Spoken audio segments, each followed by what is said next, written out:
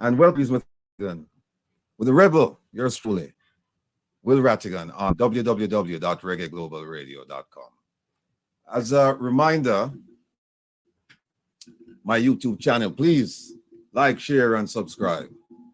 And again, there is no cost associated with subscribing, except an investment. I think it's well worth it. And based on the responses I've been receiving,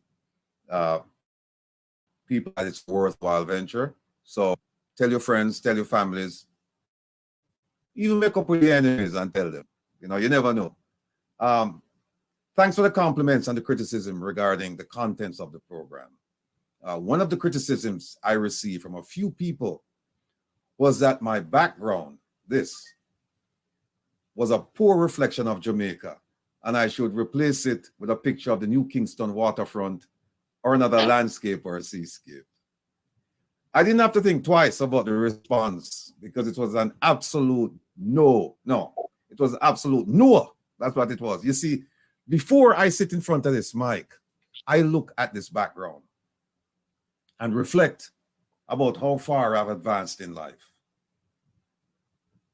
With the blessings of the Almighty and the sacrifices made by my family, my beloved mother and father, friends, teachers, and believe it or not, the naysayers couldn't have been here without them. This background is a constant reminder never to forget where I came from and the people I left behind. Those people are largely voiceless and marginalized. And if my presence can make a difference in one person's life, if I can inspire just one person from a garrison community, then I would have accomplished my mission. As I've said, so far it feels like I made a difference in the working, employed, and underemployed poor people of Jamaica. If nothing else, they are being educated and informed about the circumstances. The scales are being removed from their eyes, and the days of ignorance and complicity in their own hardship are coming to an end. I view my involvement as a battleship turning around to face a challenge head on. It's going to be slow. But once the battleship has been turned around, things will be different. Family, this is not work. Instead, it's duty, passion, responsibility, and joy. So, for all of the people who have considered asking me about taking down this background, don't even think and don't even ask, because it's not going anywhere. This is me. And even though you look behind and it's a picture and you don't see people walking around, there are people living there still. And they're living in hopelessness and fear. And if I can add a sense of hope to their lives, that's what I'm going to do. So, family, today my guest and I, and by extension you, will reason about some of the things, the news coming out of Jamaica. The past few days have been rather interesting. Some people might say, well, for years it's been interesting. I made several appearances on different programs, including Wayne Lonesome, the man in the wilderness, man who calls himself the wind, the man who was known as the renegade unafraid. Also, Jerry Tavares, the people's appearances on their programs this past week. And last week, Sunday, we focused on several ministers. And on Monday, we focused on the JCF and the Minister of National Security, the minister, the ministry, and the police commissioner. And Mr. Lonesome, the renegade unafraid, the wind, informed me 2 days ago that he plans to take legal action against the police commissioner for poor performance. I believe it will garner a lot of media attention and should be quite interesting, even if it's dismissed as frivolous. And I told him that it probably will be, but it's going to get some airplay. As usual, you're invited to join us and reason with us on the phone. And that number, I should have remembered by heart, but made tough. It's 667-369-8569. Again, the number is 667-369-8569. Or you can link us in the chat room. I say, Carolyn, otherwise, my good sister, I call her Papa Jesus. She pull up her chair and she ready. Okay. Continue with the support, Carolyn. Much appreciated. Family, as a reminder, please tune in tonight to Reggae Global, this same radio station, Reggae Global Radio, from midnight until 2 a.m. for a program called Relax with the Rebel. And that's me, yours truly. And I have a very, very pleasant surprise for those of you who love slow jams and mellow, smooth jazz. I mean, you're going to be really, really surprised, pleasantly. So tune in tonight. Again, the program is called Relax with the Rebel. And it's midnight to 2 a.m. Make it a date and don't be late. Today, I will be joined by my former national security community colleague, Mr. Herb Nelson, Jr. And my guest today will be Dennis Brooks, Senior Communication Strategist for the JCF. He's the face and the voice you see and hear when the JCF is doing the media rounds. He's not a stranger to me, as he's interviewed me at least twice, I believe, as a journalist. He was a journalist working for Nationwide Radio.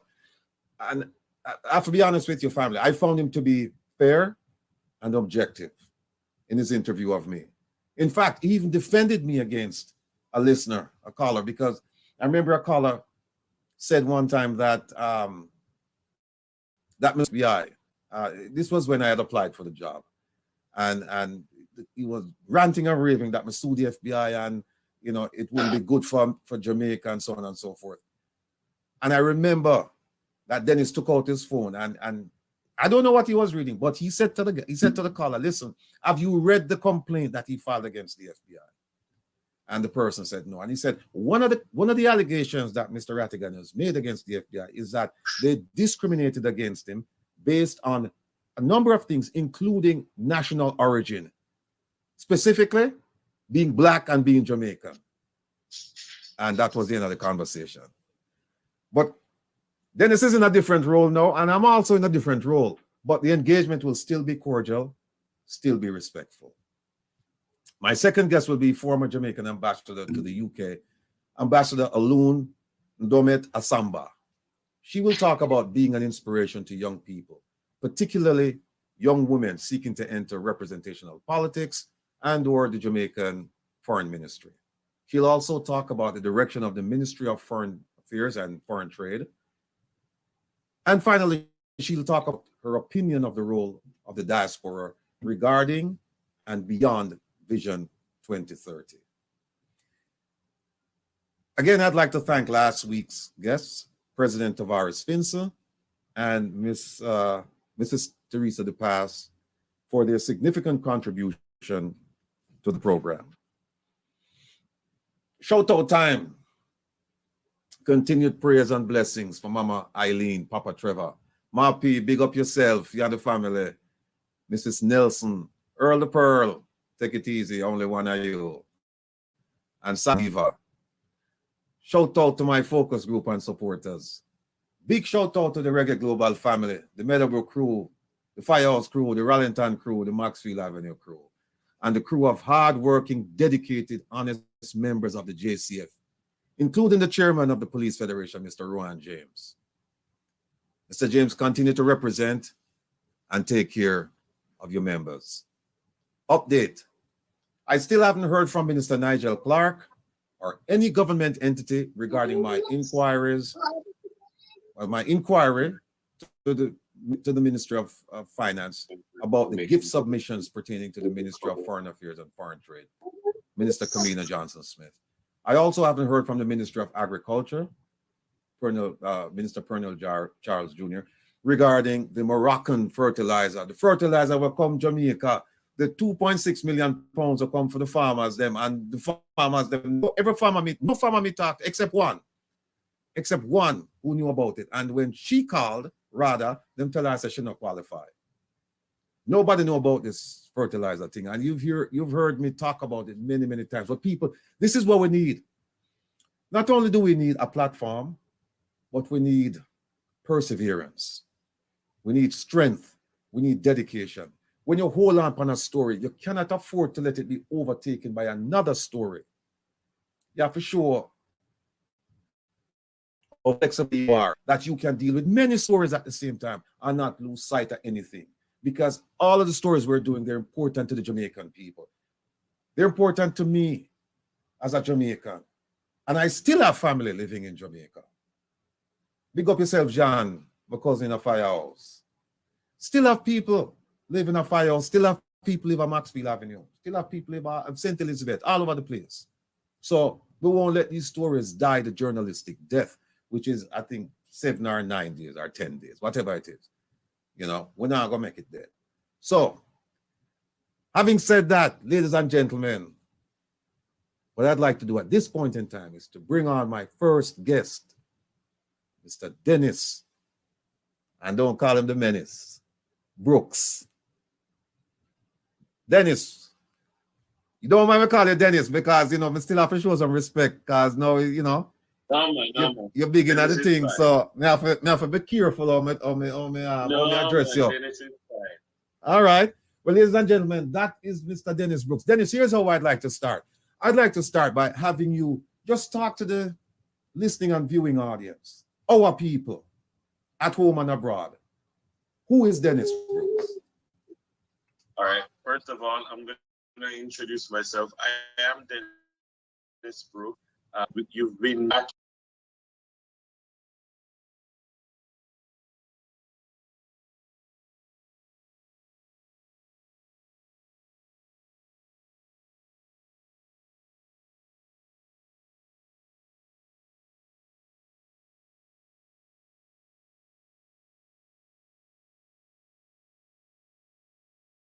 I'm here, and so I'm doing what I have to do.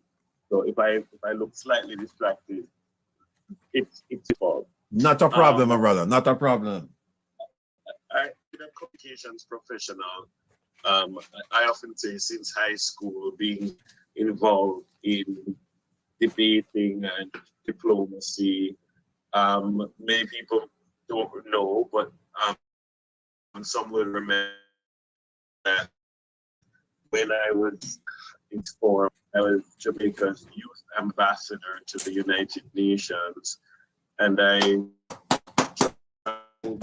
things like UN headquarters. I spoke on behalf of Jamaican youth at the General Assembly in 1999, as well as traveling to The Hague and Barbados and the Bahamas and other places representing Jamaica at UN conferences. I went to the university, studied psychology, studied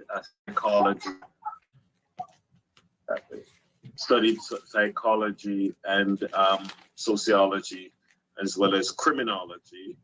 And then I went and became a sociology teacher. And I love teaching sociology and working and researching in that area. And so I worked as a sociology teacher at the university, in high schools in Kingston. And I've also, as you said, been a full-time journalist, which I think helped to recruit me to the Jamaica Constabulary Force.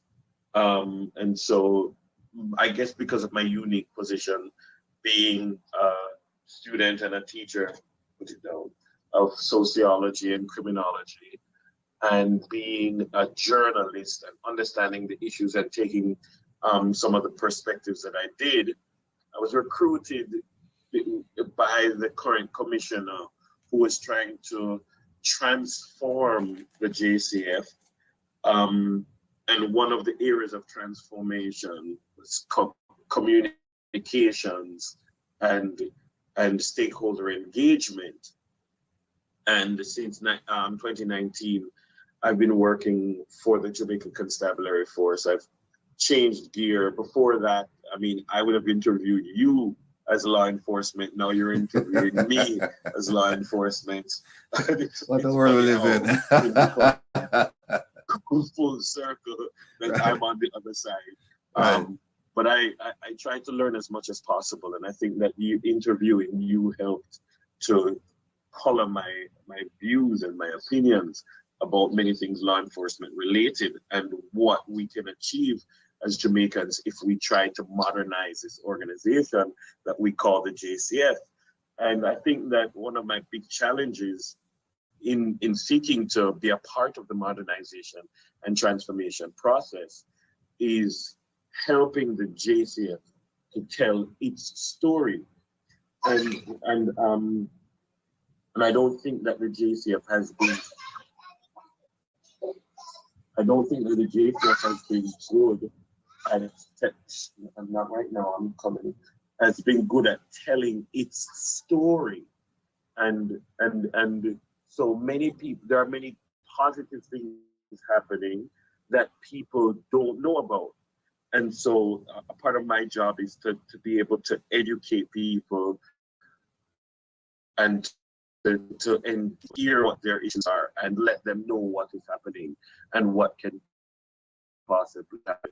I mean, in a nutshell, that's what I've been up to. I'm now, doing other studies at the University of the West Indies, and I'm doing a lot of research in areas like white collar crime, trying to help to take a statistical and analytical approach to designing policy and operations and programs. I do a lot of training within the Jamaica Constabulary of senior, junior, mid-level management in the areas of communication so that we can, as an organization, engage the population in a much better way. Okay. Family, Dennis is here taking time out of his daddy duties and his busy schedule on a Saturday. And I know lots of you have questions to ask about the National Security Ministry. I'm not sure how my volume is coming up, but I'd love a little bit more volume from you. Okay. Oh, hold on a second. Can you hear me now? A little bit better. Whoa. Can you hear me? Can you hear me? Much better. Okay. All right. It's one of those technical issues, I mean, the technical. No, it's much better. Oh, it's much better now. Okay. All right. I was just saying to the listening audience and the viewing audience that I know they have questions that they want to ask someone from the Ministry of National Security or someone from the Jamaica Constabulary Force. And here we have probably the right person. When I say probably, I mean, other than the minister and the permanent secretaries, as a general rule, they don't submit to interviews. But this is Dennis's job, right? And you heard him say that his job is to educate people about the things that the JCF is doing.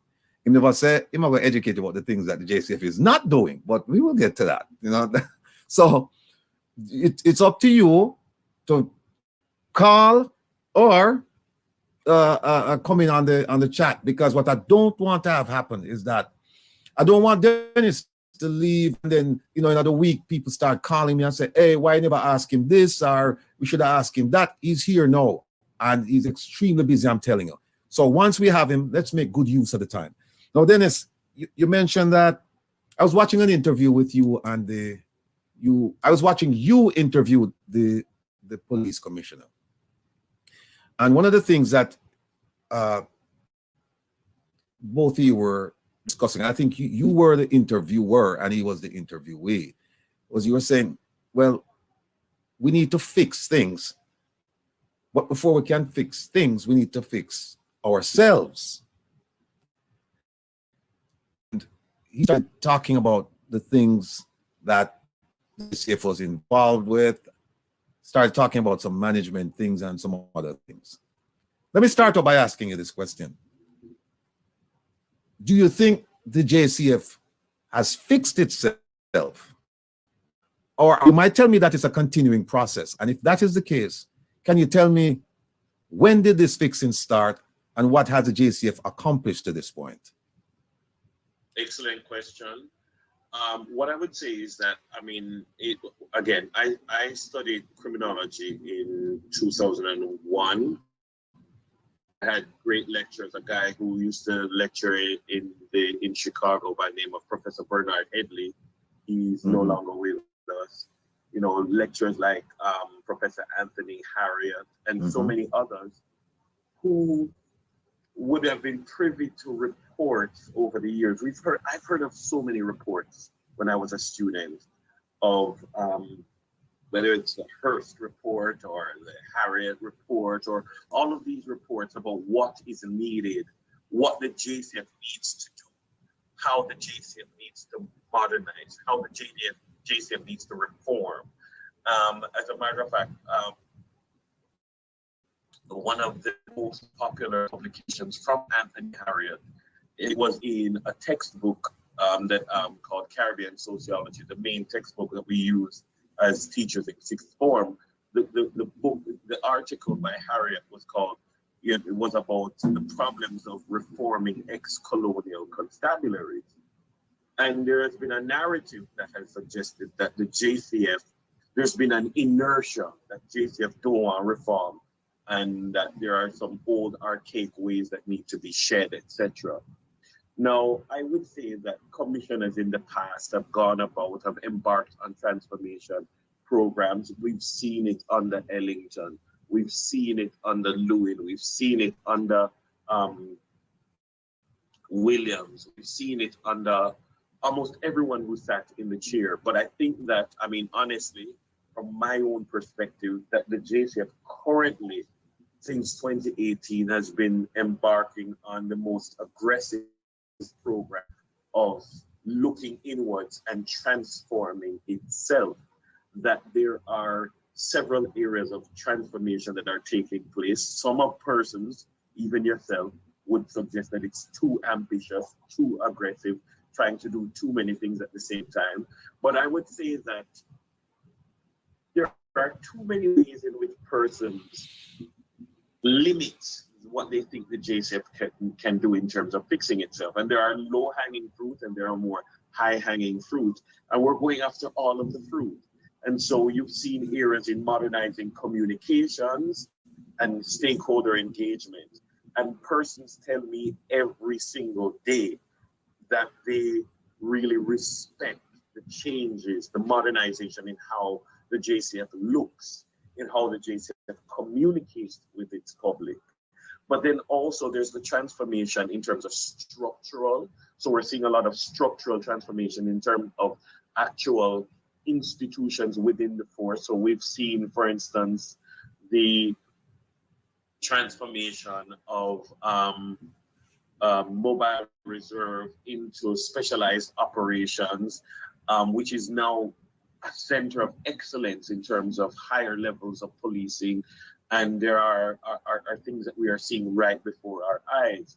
We're seeing in terms of investigative capacity, a transformation in investigative capacity. There is, I don't have the numbers in front of me, but you can go onto the JCF website and you can look at the last commissioner's report. And by the way, even the fact that there's a commissioner's report that is published periodically to say, this is what I have achieved. And so when you look at in the commissioner's report in terms of investigative capacity, more the increased training of detectives, the capacity building of detectives, the increased use of technology and forensics and ballistic science. We've seen an entire transformation in terms of ballistic science and such the like in the organization. We now have we recently launched the new laboratory, and so we're able to process more. We're able to engage the science more in the investigations, which has seen a significant increase in people being arrested and charged for certain crimes. When I saw, well, the numbers to me now, but it was a staggering number of persons who were charged for murders and shootings each year in the last 2 years. I don't think we can doubt that there's been an improvement in investigative capacity. Just look at how many major incidents that we've seen that have resulted in a swift arrest and charge of someone. This is not by chance. We've also seen a increased capacity to recruit. So at one point, even during COVID, when you would have expected a significantly reduced capacity to recruit, we're seeing a significant increase. And so the aim was to get us to about 1,000 or 1,200 recruitment per year, up from like in the 500, 600 range. We are now recruiting in the last financial year and the year before, and we're on stream now for this year to hit that 1,100-1,200 mark, so that when we have people leaving the constabulary, which they are inevitably going to do, that they will that we have a balance of 1,000, in excess of 1,000 members joining each year, which we are on course to hit that 15,000 mark. We've been trying to hit the 15,000 mark for years, and because of the attrition rate, you just can't, because of you're not bringing in people quickly enough. Now we are significantly improving recruitment by having Tranquility Bay, Harmon Barracks, and the National Police College of Jamaica simultaneously recruiting batches. We just put out a batch last week of nearly 300. We, prior to that, put out 2 batches of over 300. And so in one financial year, we are bringing in more police than we've ever been able to do before. When we look at, in terms of the technological transformation, we're looking at being able to digitize the operations of the constabulary in ways that we were never able to do before. And so we're seeing now, yes, the e-ticketing system to make the process of writing tickets and enforcing public order more swift, more efficient, and more transparent. We're looking and we're seeing, in terms of the whole database, being able to run a license plate from a vehicle that has license plate recognition cameras, and you immediately know who you're dealing with. And we have the filter system, we have the smart check system, not only in the vehicles, but also on specially designed mobile devices in the officer's hand. We're looking at also, and these are not promises, these are things that have happened in recent years, and these are just things that I can think of off the top of my head. When we look at, we are the only constabulary, certainly in the region, Latin America and the Caribbean, and possibly in the Western Hemisphere, that has moved towards the process of ISO 9001 certification of certain services within the organization. What does that mean? That there's a certain consistency of quality of service that is delivered at, for instance, our 119 emergency at the commissioner's office, and at certain key police stations that are piloting, and now we're moving into the second phase. And when we engage the ISO team, they're saying they have never seen a capacity to transform and a willingness to transform in a public sector entity of any kind, much less a constabulary. And so, and I'm familiar with, prior doing interviews, prior to joining the JCF, with entities that were pursuing ISO 9001 certification, and 4 years later, they're not certified yet, and the JCF has done so. People don't appreciate, I think, the fact that the JCF is a very large organization with different departments and formations, each with their own organizational culture. And if the JCF is much bigger than NCB, much bigger than Scotia, BNS, if you add them all together. And so the work of a commissioner of police, if he was a corporate head, if he was a chief executive officer at an organization this size, delivering the services, we deliver over 21 services to the public. When we look at recently the significant increase in demand for criminal records, we are we transformed the criminal records office within months, moved it online, and now there are no long lines standing up outside the criminal records office anymore. So I'm just saying that we are seeing transformation taking place all over. We have never seen this many police stations refurbished or constructed in the history of the organization. In terms of fleet management, that is also ISO 9001 certified as well. So, I mean, people tend to criticize, and we go to work every day to protect the people's democratic right to criticize. So we're not afraid of criticism, but people criticize largely because they don't know the depth and breadth of the work of a commissioner of police. The commissioner of police has been called not just to reduce violence, not just to reduce all categories of crime, but also to transform the organization, also to deliver on the many different corporate services that a constabulary has to deliver upon. And when we look and we see the work that the commissioner has delivered, I don't know that one can question legitimately whether or not he's done his job or he's been doing his job. There are certain things that you cannot police certain aspects of the Jamaican culture. And if you do not give the police the tools to bring these things under control, then you cannot criticize them for being for the numbers not moving in the right direction. But I would put it to you that even now, earlier this year, when murders were minus 55% and minus 44% and minus 34%, murder right now is minus 23%.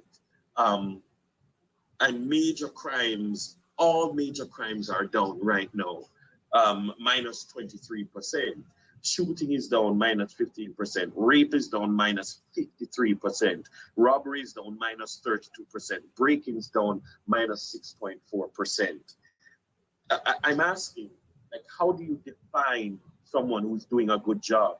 Because if this was the equivalent of someone working in corporate Jamaica, they would be hailed as the most consequential leader in their field. And I think that this commissioner will go down when he's gone as possibly the most consequential police commissioner in the history of the organization. All right. Now, you've given me a lot to chew on, and I've been taking copious notes. Now, let me start with the last point first.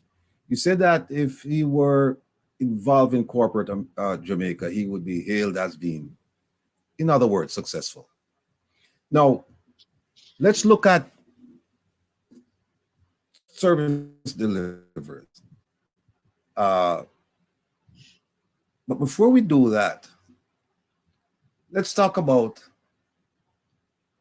how his constituents feel about him. His constituents meaning all of Jamaica, right?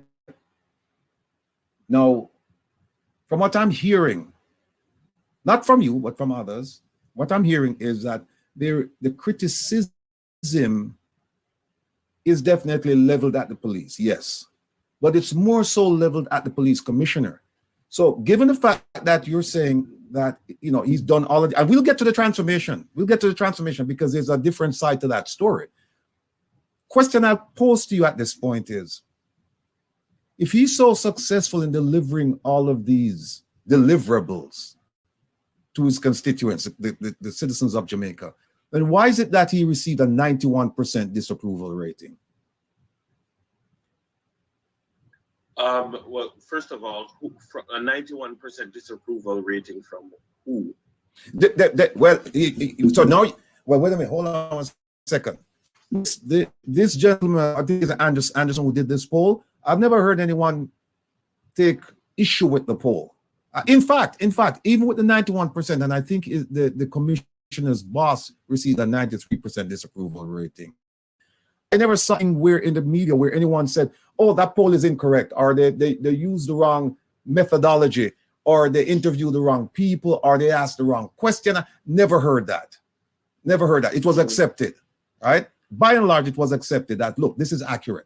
91% of the people polled said that this commissioner is failing. Now, here's that question, I needed to think about that and give us an answer. But my question about it is this. You've given us some remarkable figures about crime being down, violent crime, this, that. But see,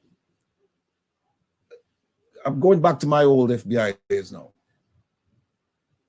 Crime has two components as far as the citizens are concerned. One is a statistical component. So, you can show them that, look, crime is trending down. That's good news. But there's another component, which is that people must feel secure about it. And if you ask, I haven't done a study, but I dare say if you ask anyone in Jamaica, or if you did a poll in Jamaica right now, most people would tell you that we don't feel safe. Despite what the numbers reflect, we still don't feel safe. And so that's number two. Point number three is that you said there's a constant. By the way, when did you join the JCF? Was it 2008? 2018? No. When did who? You. 2019. Okay, because you said that since 2018, this transformation has been going on. No. What I said was that the transformation in various ways has begun before, but I think that since 2018 and this police commissioner taking office in 2018, that the pace of the transformation, the pace of the modernization has been more aggressive and progress has ever been. Good. I think that, yeah. Perfect. Now, let me throw something out to you because I've been in contact with. Boy, you're giving me a whole heap of questions. But you give me, but Virgin, look, you talk for about 15-20 minutes and all. I'm sending me notes then, yeah. You told me to talk, Virgin. Yeah, of course. But then at the same time, you have to make me talk too. You have to make me ask a question because the people. All right. The third point is that you mentioned about the transformation that and I stand corrected. You said it started before, but it took on speed since 2018, then, so to speak, right? Part of that might very well be the fact that the minister said that he had a budget of $1.2 billion to spend for fiscal year 2016-2017 to fiscal year 2022 to 2023. But be that as it may, when you talk to the Police Federation, they will tell you that, and I'll enumerate the deficiencies. They said, we don't have enough vests. In fact, a policeman who was killed late last year, they said he wasn't assigned a vest. If he had been assigned a vest, he probably would still be alive today. They have no vests. They have the non-lethal repellent, collapsible batons, pepper spray, not enough. Vehicles, definitely not enough. I mean, just this week we heard of people, policemen hailing cabs to respond to crime. Uniform. Just this week again, we saw a video of a policeman marching at a funeral with a imbutila tear off. And apparently there wasn't an inspection done because his clothing was ill-fitting. Remuneration. Right now, the police, they don't have a contract. And in fact, the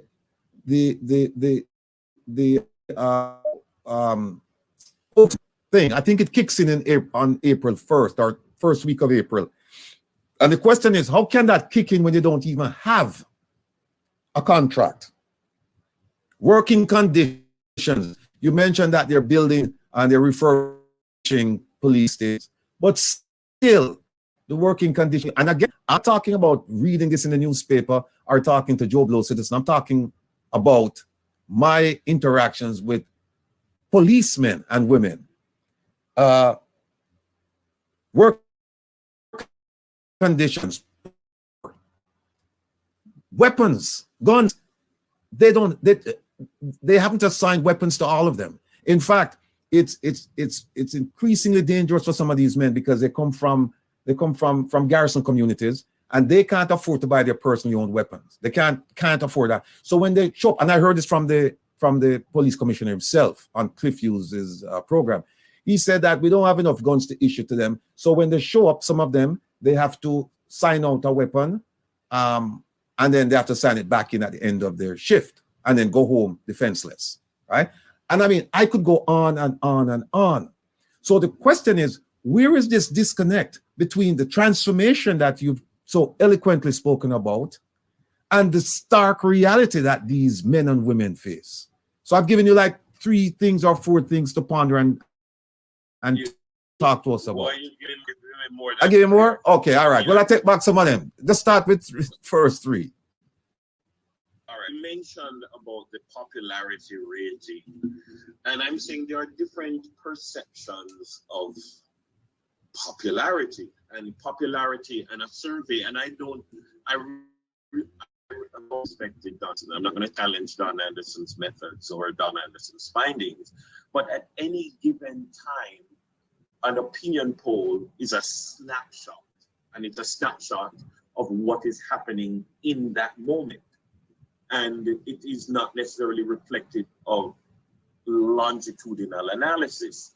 Now, most people will tell you when they study surveys in Jamaica and public opinion polls, matters of national security will the Ministry of National Security, when we talk in terms of political analysis, many people refer to the Ministry of National Security as a political graveyard. People who have political ambitions don't want to go there because it's such a difficult thing to fix, and you're almost certain to be unpopular. So, and the truth is that the opinions that people hold of the people at the head of the national security front, it's almost always negative. Almost always. There are no popular national security ministers, maybe in retrospect.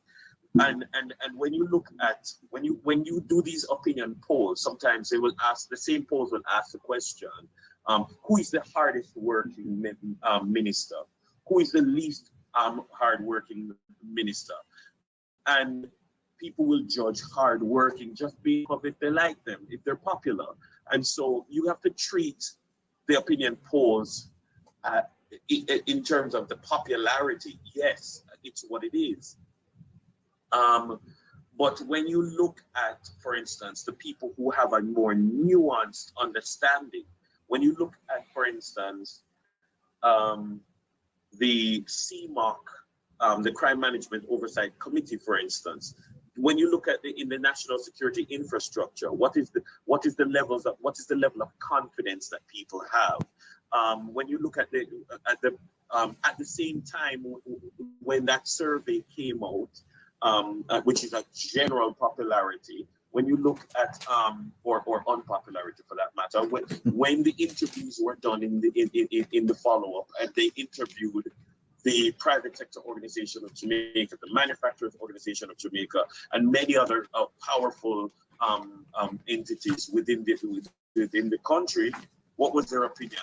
We are supremely confident in the capacity of the police commissioner. When you go down into Western Jamaica, and they express full confidence in the police commissioner. So I mean, you take a nuanced analysis of it, because I mean, yes, in the general average Joe walking on the street, are they familiar with the things that are taking place as would be other persons? When you interview journalists who interview the powers that be, do they hold the same position views? They don't. So that would be my response to that. In terms of people feeling safe, and if you walk up to the average person and ask, do they feel safe? There are studies that do this. And I would recommend you read the last.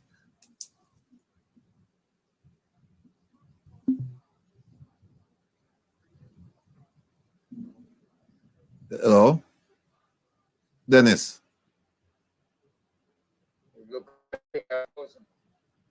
Yeah. Oh, Herb, you're with us. I'm with you. I'm with you. Been with you. Oh, okay. So you may have to call him back. All across the country. Are you hearing me? Yeah, I'm hearing you now, but I didn't hear. Could you repeat what you said for last, We like, lost 15, 20 seconds? minute or so.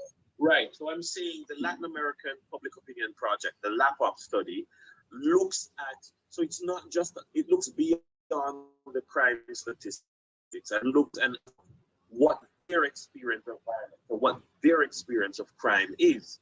And the LAPOP study peels away then at this onion of public opinion as it relates to security and other matters. One of the brilliant questions that they ask and identify, they find that overwhelmingly, when you interview a Jamaican, they'll say, yes, I feel safe here, but I feel safe in my community, but I don't feel safe in a town. So like the person who lives in Old Harbor feels safe in Old Harbor, but them don't feel safe in a Spanish town. Or the person in Spanish town says, yeah man, I feel safe in Spanish town, I feel safe in Ellerslie Pen or in Tars Pen or in Homestead, but we don't feel safe a town. And the person in town says, I don't feel safe up a half a tree. And what it finds is that many people will, in expressing whether or not they feel safe in their community, but there is this sense of the other that they don't know about, that they don't feel safe about. And when you look at that now from a sociological lens, what that is saying is their opinions are colored by the narratives in mainstream media. So they're hearing about other places and saying, why Jamaica not safe and Jamaica mash up? And then you ask them, but do you feel safe in your community? Yeah man, my community good, but Jamaica not safe. Why? Because of the narratives that they consume. I put it to you, and I've had these conversations with journalists who they will take the position, hey, if it leaves, it leads. They go with the most sensational headline. But like, for instance, I asked the question, the economy grew by 2% last year. Would you say that the economy is booming? No. If the economy contracted by 1%, would you say that the economy is spiraling out of control? No. Okay, so why is it that if murder increases by 1% or 2% or 2.7%, you report that with murder spiraling out of control, so and so and so, three people died yesterday in a shootout, so forth and so on, as murder spiral out of control in Jamaica. And I ask journalists all the time, who benefits from the analysis? And I ask it all the time because I hear on any given day in Jamaica, murder spiraling out of control. And I get a statistic report every single day of the year since I joined the organization. And it seems I have been, there have been years when murder goes up 10%. There are years when murder goes up 11%. There has never been a year since this commissioner has been in place that murder has gone up above 3.5%. And if it was a financial institution, we grew by 3%, or we grew by 1%, or we declined by 2%. I asked journalists, financial journalists, if GDP grew by 2%, what would you call it? And they say we'd call it marginal or nominal or negligible growth.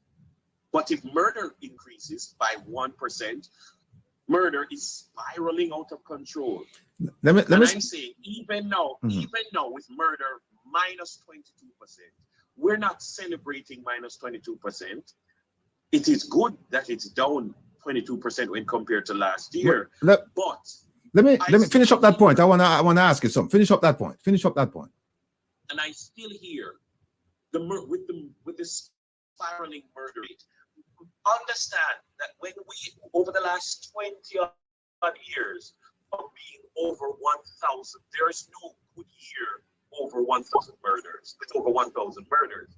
But if you're going to analyze it statistically, murder is see in the last 5 or so years has pretty much stabilized, because it's usually in Jamaica, if you have a reduction of 2%, you're going to have an increase of 5% and a reduction, and it just going up and up, and it is relatively all right. in a stable. Let me just make an announcement here to the listening and viewing audience. We have with us today Mr. Dennis Brooks, the communication strategist for the Jamaica Constabulary Force. People, this is a man who can provide you with the answers, not me. I can only ask the questions. So I'm urging you, I'm begging you, I'm pleading with you. If you have questions about anything he said or things he hasn't said, please feel free to call in and ask him. If he can answer, he will answer. He's already explained to me that there are certain areas in which he cannot delve into. And I understand, and it's for good reason. But there are certain things, like I don't work for the Ministry of National Security, correct. Right. So right. There are certain things that are in the remit of the National Security Ministry. We understand that. And we also have with us Mr. Herb Nelson. I don't know where he just answered. He just answered me. I don't see him, but I know he's somewhere around here. He'll jump in and he'll ask his question. But let me just two things. Okay, because there are some other things that you mentioned as well. No, but what let me just talk about the two things you just discussed, and then go on to the others, right? You call it a popularity poll. I don't think Mr. Anderson would. I think he would take issue with it if it's described that way, right? Or you use the word popularity in addressing the question, and I don't think that would be. Here's the issue with it. Think we'll take issue with that. All right. Here's the issue with it. You know, President Biden's popularity ratings. But this was about his ability to do the job, though. It was whether you like him or not. It was whether you think he's doing the job. Now, here's the thing. No one argued with the poll. The arguments you're making today, I didn't hear them when the poll came out. But I'm not arguing with the polls. Okay, but here's the thing. Here's the thing. What you're saying is that you're making it seem some people would say that you're couching it in such a way to kind of diminish the effectiveness of the Jamaican people, to say we don't need that this person is working is doing what he should be doing. He may be trying, but he's certainly not succeeding. Right? What I'm saying is, if you ask the average Jamaican, yes, is the police commissioner doing a good job? Yes. They're probably going to say no, because they think a good job means murder is something. And let me ask you a question. Does that count for anything? If the average Jamaican say we don't think he's doing a good job, does that count for anything? Or should we just ignore it and say, it's just that? Right, it counts for something. And it is a something that on the back end we analyze and seek to understand. But what I'm saying is, there are others, for instance, there are criminologists, there are former law enforcement persons, there are academics, there are journalists, etc., who are going to then look and say, yes, but if we ask the question, what is doing a good job? What is a good job? Okay, let me turn your attention to the RSO.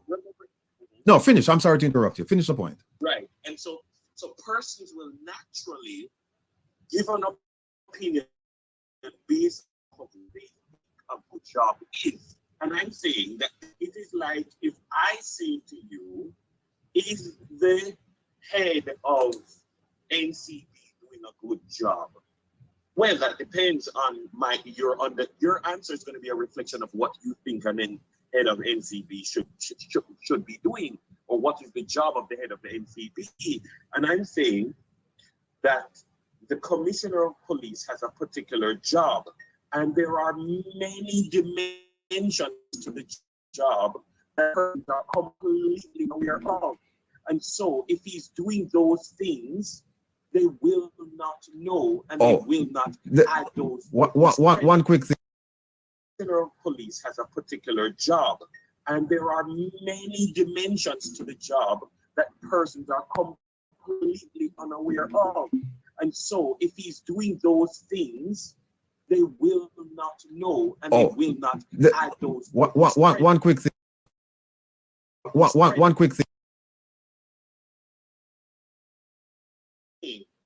That, for instance, if the commissioner has been brought in and your is this organization needs to be transformed. It needs to be hauled into the 21st century. We have this, for instance, there is an area of academic study called that looks at the fourth industrial revolution, which is a whole new dimension of the civilization in which we live. And so we have to make the Jamaica Constabulary Force fit for policing in the fourth industrial revolution. Part of your plan on this. Right. Your job is to modernize investigation. Your job is to modernize infrastructure, to do this. So I'm giving you 21 things. And of course, your job is to bring murder under control. Or if you're given a job and to look here, the most popular, the most known thing, the most front-facing aspect of your job will be to paint the house. But inside the house needs a complete overhaul. If people are walking by and they see the house painted and they think he's done excellent, and they don't know what is going on the inside. All right. Yeah, I'm getting a whole bunch of comments here on my phone and in the chat. But let me all right, but I don't think I'm going to convince you that 91% is 91% disapproval rating is justified and that he's not doing a good job. I don't think I'm going to get you to that, but here's something I think you can agree with me on. You mentioned the decline or incline or stability of murders in Jamaica, and then you made a comparison to the financial sector.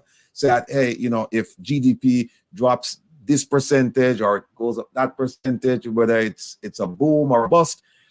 Now, some people would find that kind of offensive, and here's why: because every time there's a murder, it means somebody's not coming back. Somebody's not coming back. When you say the GDP went down a bit, people still survive. We are Jamaicans. We tough it out. We'll find our way. When you say, well, it's this, that's a life, and people take that very, very seriously. So I don't know if that's a fair comparison. In fact, I would say no. I have to respond. Sure. To that.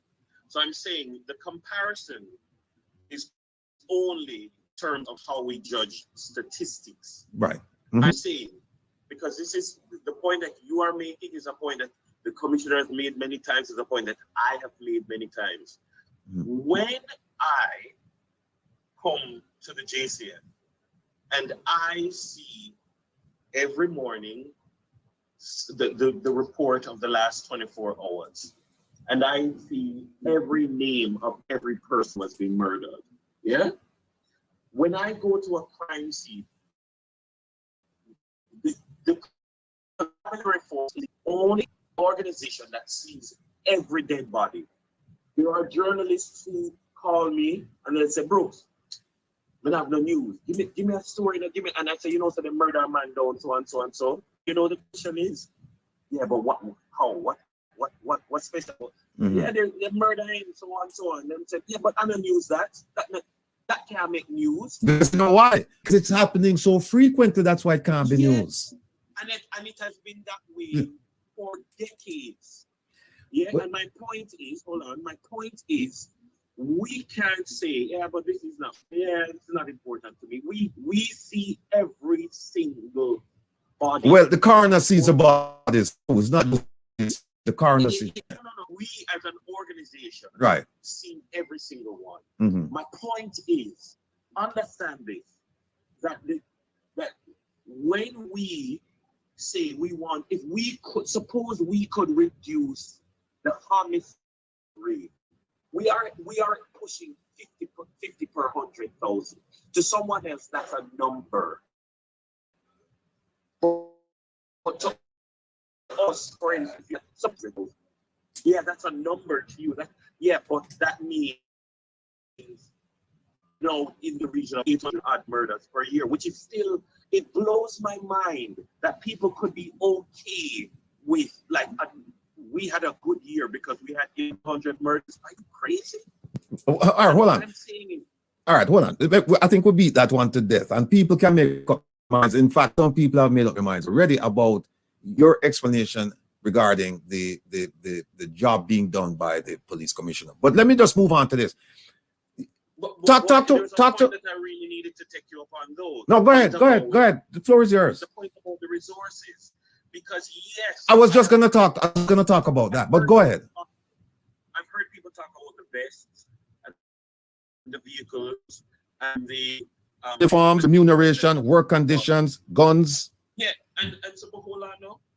That is something that has been well ventilated because for over 2 years we were in the throes of COVID-19, and there were supply chain issues, and those issues were communicated because that was something that we said we have to be honest and communicate with people. We are trying to procure uniforms, or we're trying to procure vests, and the people who we procure them from are saying we cannot give them to you, we cannot deliver. And nobody knows what supply chain is. So it's supply chain issue why the police and men and women. Saying that, and it has been well publicized since December, the rollout of thousands of uniforms. How about guns? Is that a supply issue? But hold on now, in Jamaica, we have never in the history of the organization been in a position where anything has them for themselves, for their personal use.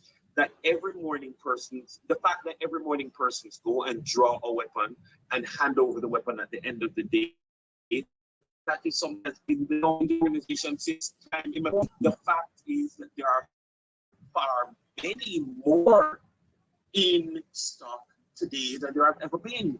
And that is while we have changed out from the old revolver and we've changed out from the Browning and we've moved into the Glock 19 and the Glock 17 as the standard issue within the organization. That there have been far more persons who are. Let me ask you this question, because people are, before we open, people are give me things to ask, and some people take option things yours. Let me ask you this. Let me turn the question around. Please tell me an area or areas where you think that JCF has failed its members, the government, and its people, the people of Jamaica. Give me an area where you think now that they failed, because so far you're telling me all the areas that they have succeeded, including areas. That's not for me to tell you. No, but you're there every day. You see the reports every day. Mind you, you're asking me, and I'm saying that I'm not saying that it's all rosy. But tell us what's not rosy. There are clear signs of transformation and moving in the right direction. Because from what I've learned in studying public sector management and the management of public organizations, is that you will never be able to fix everything all at once. I'm not unrealistic to expect that you can fix it no, all but at once. But you cannot tell me, hold on. You cannot tell me that when you look at everything that has taken place, that you are not seeing things being fixed. Let's Dennis, is what? I'll give you everything that you've said that the police are doing. I'll say, look, it was supply chain. I'll say the police commissioner is doing a great job. He's outstanding. This is that.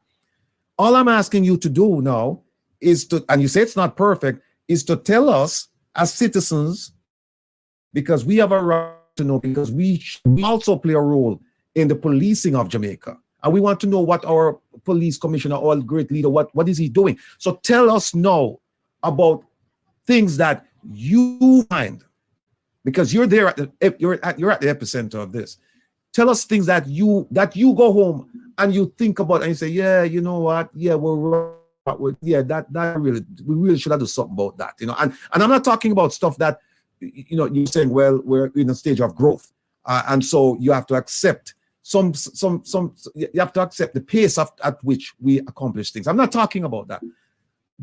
I'm asking you now to tell us, just as much and as eloquent as you've been in telling us all the good things that the JCF is doing, in a similar manner, tell us the things that they're not doing. But I wouldn't say it as something that is not being done. What I would say is, for instance, one of the things that I wouldn't say keeps me awake at night. One of the things that I would like to see change faster is in the process of transformation, the way we deliver customer service to citizens everywhere. And so in terms of the consistency of quality of service, that people can be guaranteed if they turn up at 12 o'clock at night at a police station in the far reaches of rural Jamaica, that they have the same quality of service. Now that's difficult because in any organization this size, you're going to have anomalies in terms of quality of service delivery. But because you take in people from everywhere, you have people who I think we need to be quicker in terms of how we sift people out and how we purge the ones who need to be not in the organization out of the organization. Because again, with an organization of 12,000 plus people, you're going to have the good, the bad, and the indifferent. Yes, IPROB is doing a great deal. Yes, there are internal disciplinary measures, but I would like to see more of that transformation in terms of how we modernize the culture of the behavior of persons, so that we can have a consistency in delivery of quality service to each citizen. I'm always mindful of the fact that I could hear today that, you know, we got a report that somebody did something untoward, and that happens in any police force, by the way. I mean, you're not going to have good behavior on every day of the year, but in terms of how we effectively respond to that, timeliness within. But Dennis, what you're talking about, it sounds to me you're talking about disciplinary action at the lower ranks. I'm asking about, no, here's what I'm asking about. I'm asking about at the leadership level. I'm asking about leadership level. What have they done that, in your estimation, you would say, you know what? No, they shouldn't have done that. That's not justified. They should have taken a different course of action. That's what I'm talking about. Not disciplinary action. And oh, by the way, you mentioned quality of service. There are two things there you mentioned. One is service and the other one is quality. And someone kind of lump them together, because there's one thing about providing service and there's another thing about providing quality of service. But go back to the first point, which is, tell me something that meant, because that's what we're talking about. We're not talking about a political bribe from our promoter. But you can ask them, tell me that, I mean, I didn't like this or that. Oh, you haven't seen anything? You haven't seen anything that, as you say, would make you go, man, not sleep? That you said, nah, you know, this is not right. I mean, yes. Hold on 1 second, Dennis. I think Herb, jump on in, man. I'm sorry, I should have. Let me ask something different. Here, from a management perspective. okay. All right, Dennis. Herb Nelson, background is in intelligence. Hold on 1 second, Herb. Can you hear him? Can you hear him, Dennis? Yeah. Okay, go ahead, Herb. Herb, you can hear. Yeah. And one of the things we did in the military, at battalion, brigade, division, you know, all the way up, we brief using SWOT analysis. You're familiar with that? Yes. Okay. So when is the last time that the JCF performed a SWOT analysis? And can you speak to the strengths, the weaknesses, and the threats to the JCF? Absolutely. There, I mean, I won't, but what I would say is, in answering your question, that There should be no. transparency there with the No, community. no. Right? What I'm saying is, Okay. all right. So from where I sit, I am a part of a panel annually that looks at every policing plan. So there are 19 police divisions geographically. There are formations within the organization that are non-geographical, etc. And every part of the organization, in terms of producing a policing plan, which filters into the half of the still analysis and the SWOT analysis. So Portland does a SWOT analysis. St. Elizabeth does a SWOT analysis. Every policing plan, when they're outlining what they intend to do each year, their SWOT analyses are done, and those things factor into the operational, the investigative, the communications, etc. There's a model that we follow every single year. That and then also at the executive management branch, every year at the beginning of the year, we had one earlier this year that we then put all of that together in terms of the corporate plan. And so there is that very complex, tedious process of doing that. And so, I mean, I wouldn't share that publicly. Absolutely not. I mean, you're not going to get that out of me. You'll have to get that from somebody else.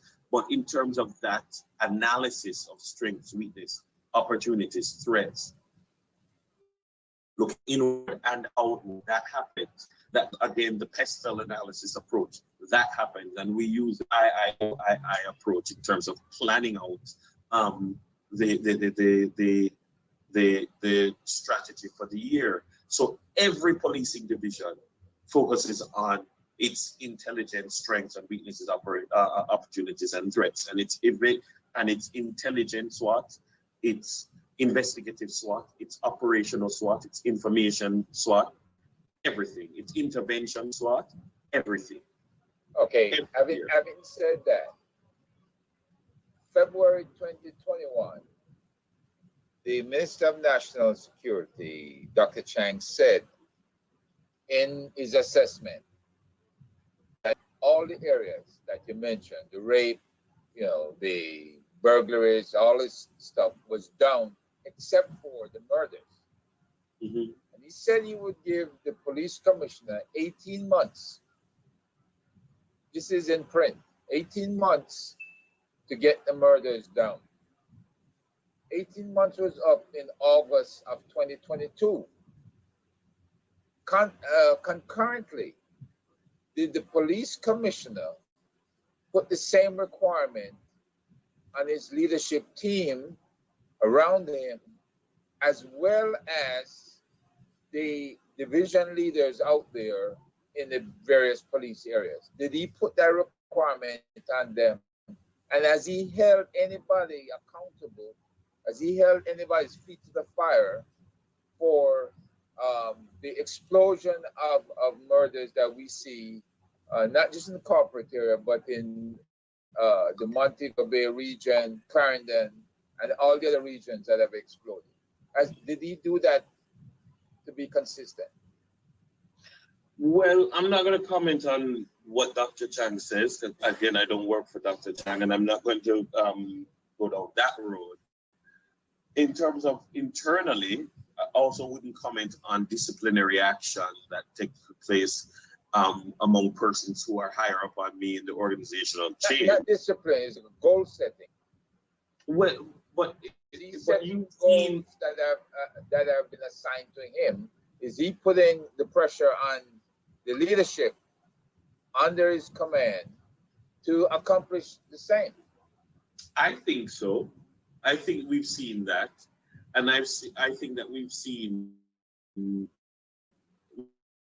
in terms of I was great at a level that necessarily would allow me to be privy to certain conversations at certain ranks. But what I would say is that we've seen where if there needs to be a shakeup, there's a shakeup. And we've seen where there are problematic divisions where various operational changes have been made, personnel changes have been made, strengthening of certain things have been done. And we've seen a significant reduction in murders in places that have been problematic. And we've seen that over time. I mean, when I look at Area 4, which comprises the entire corporate area, places like Kingston Central was 2 years ago in 2021, Kingston Central was hot because of dark side and genocide gang. When we look at Kingston West, which is traditionally problematic, when we look at St. Andrew South and parts of St. Andrew Central, and last year, when I look at Area 4 led by ACP Donovan Graham, doing excellent work right across every single police division in Area 4, where these are divisions that are the traditional areas that are sung about in dancehall songs, talking about violence and bad man. St. Andrew South, which is hotbed, Kingston West, Kingston East, etc. When we look at those areas, every single police division was registering a reduction in violent crime. I'm saying that is the result of holding people accountable and people delivering on that. Some divisions were more successful in their efforts than others, but we're looking at St. James with a minus 40% in murders. Minus 40%. I was in St. James a few weeks ago, and they were saying, they are supremely confident in the leadership of SSP Vernon Ellis, and they're saying we will continue to work with you. When you add on top of that the work in terms of Operation Restore Paradise in St. James, in terms of public safety and traffic management in the area, just cleaning up the town, taking back the town from the disorder, and everybody falling in line and getting on board. That shows that if you give people the capacity, they will deliver. And that's just a few examples. I mean, Clarendon and other divisions, sometimes it's up, sometimes it's down, but I think that if we're looking at the numbers and we're honest right now, you have to acknowledge where they are. Now, I understand the technical and the management, the other management features that a military chief can bring to the police force. However, from crime management, from the training of the division management, and key detectives within the division to be able to do the job more effectively. I'm referring now to CI management, confidential informants. You got confidential funded. Is there a SWOT analysis done of that? Because that's an area in 2016 that I knew was reviewed by HSI down in Jamaica, and it fell flat. So are we looking at a better enhanced confidential informant program where people are being paid and sufficient? And last but not least, I'll let you go ahead and answer that. I'm of the view that the answer to that question is yes. When I have been privy to matters relating to the development of chiefs and confidential information sources, I think that we have been doing very well in that regard. I heard the Deputy Commissioner of Police in charge of the Crime and Security Portfolio, DCP Fitzbailey, last year, speaking to a significant improvement in the hit rate in terms of the intelligence packages that are delivered and the results that we get. If you listen carefully, because there's a lot that we can't say, to try to word certain, and we say that this operation was an intelligence-led operation. How often do you hear, how much more often do you hear this operation was an intelligence-led operation, or acting on intelligence, A, B, C, D, E, F, G? We are seeing more than ever before police intercepting criminals on the way to kill people. We are intercepting persons on the way to purchase firearms. We are intercepting firearms coming into the country. We are intercepting. We are closing the gap. When we look at each year, and the deputy spoke this as well at the beginning of this year, and he spoke about it well, that we prevent through intel gathering upwards of 300 murders. I think last year it was closer to 350 murders each year, by doing threat to life assessment, by intelligence. We are able to intercept and move people over 100. There was a gentleman. Sometimes you have to listen and read between the lines. But there was a gentleman there was an attempted hit foiled in Spanish Town at a particular primary school.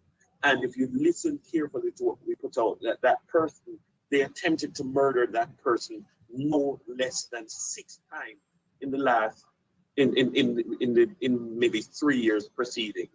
That is as a result of quality intelligence gathering.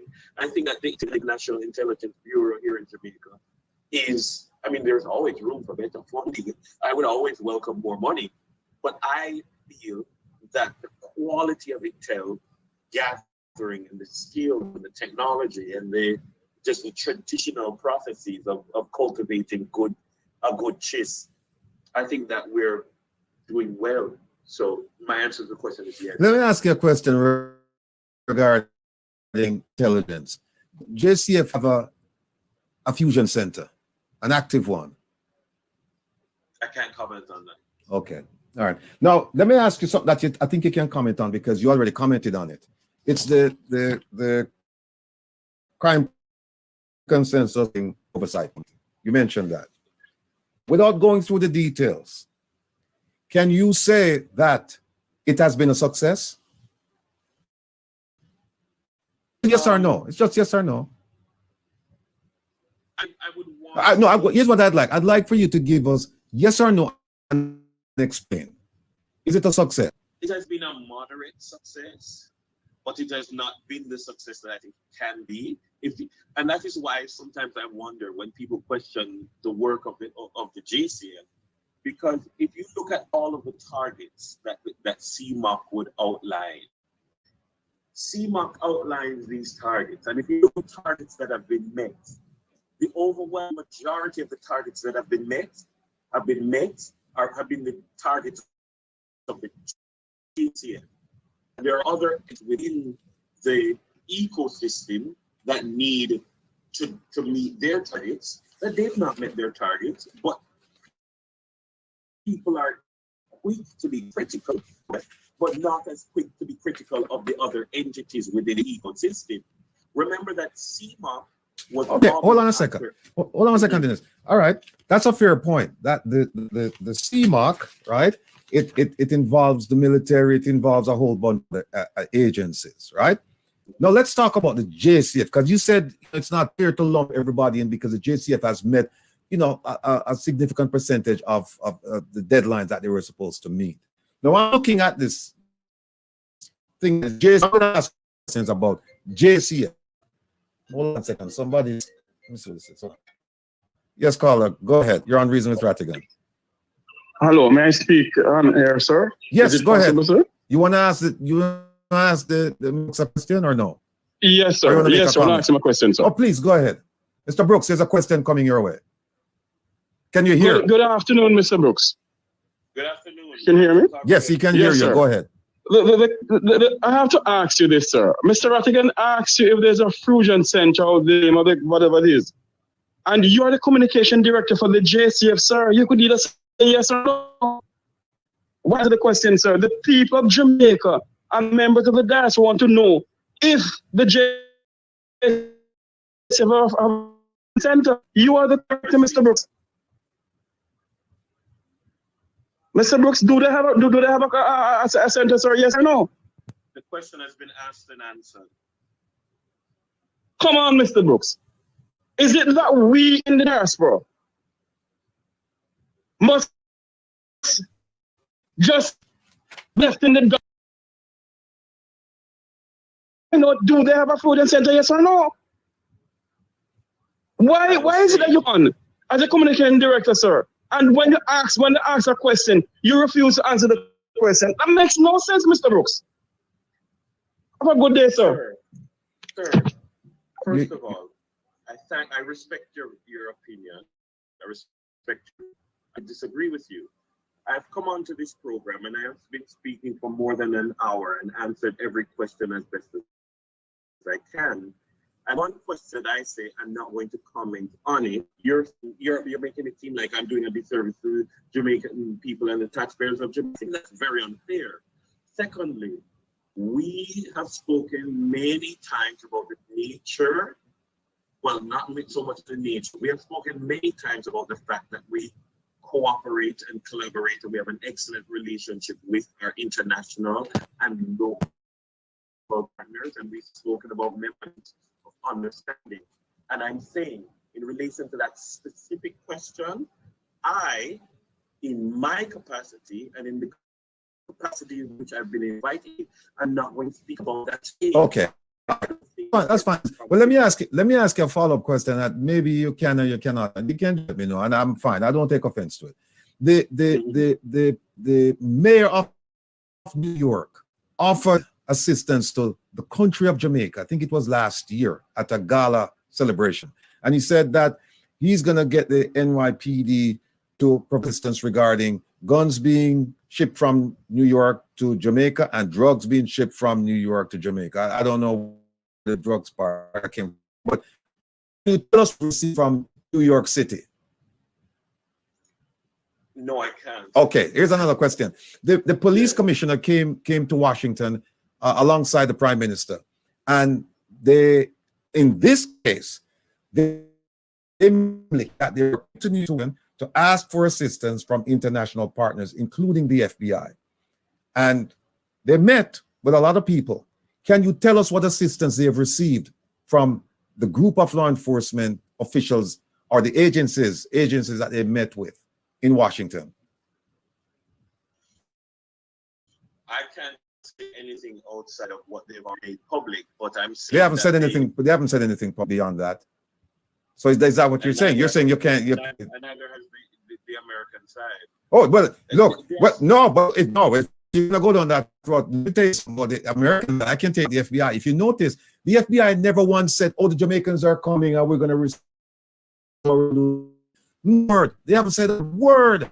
They didn't say a word before the Jamaicans came, and they didn't say a word after the Jamaicans left. In fact, let me just finish the point. In fact, let me just finish this. In fact, no, I understand that, but you work for the police commissioner, and he was there. The police commissioner was on that trip. It is the norm that in many of these kinds of arrangements that there is an agreement on who will lead communications on a particular thing. I'm not privy to those numbers. Oh, so they didn't tell you about it then? I'm not privy to those numbers. Okay, so all right. So what Mr. Brooks, for those listening, and if you have any confusion about it, he is not privy to what took place on that trip because they never, essentially, he was never told. And so people will ask this question, then if you are the communication strategist, why is it that they're doing this thing? And they're communicating because before they left, they made a public announcement that we are going and we have names and we're going to give them to the FBI and other agencies and we're going to do this, we're going to do that. Why would they make an announcement and keep you out of the loop? I don't like how you've interpreted what I've said. All right. I'm simply saying that there is the National Security Council, there's the the whole national security apparatus, there is there are the deputy commissioners of police and assistant commissioners of police. Yes, Mr. Rattigan. I want to And I'm ask Mr. Brooks a question. Diplomatic conversations that make this necessary.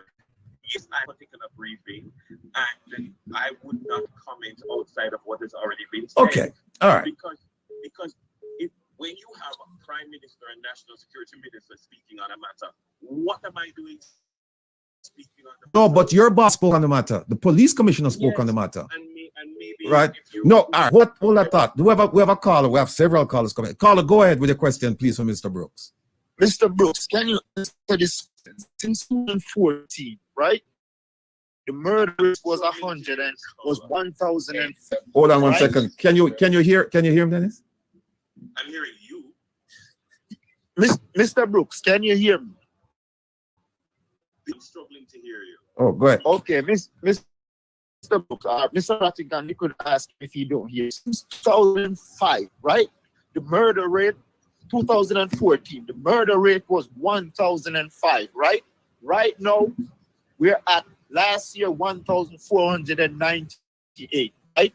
Can you tell the public that on average, that's like a 50% increase from then till now? Can you say that's a success? From 1,000 to an average 1,500, that's like 50% murder rate. So can you tell us if that's a success? Did you hear the question, Dennis? No, we only got the word. He said that, yeah, he was saying that the murder rate increased 50% from 2000. And when was it, caller? 2014, it was 1,000. Yeah, from 2014 to last year, it increased 50%. And can you call that a success? And he could go check the numbers for himself. In 2014, what the murder rate is he talking about? Yes, he said the murder rate. The murder for the year was 1,005. On an average, we have gone since then to 1,500. You could average it at 1,600, 1,400. We have fluctuated. So averaging like a 50% in murders. Can you tell us if that's a successful commissioner? I don't know where you're getting your numbers from. The numbers is right there on Google and your website. I could read them out for you year by year from 2014. And you could go and check them yourself. I'm saying that we have seen between 2014 Okay, Mr. Ratti. Okay, sir. All right. 2014 and 2017, there was a consistent rise in the number of murders.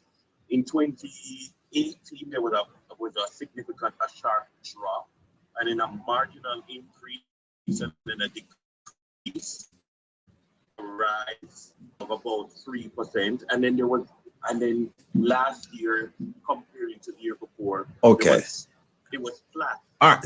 Another caller. Just let me.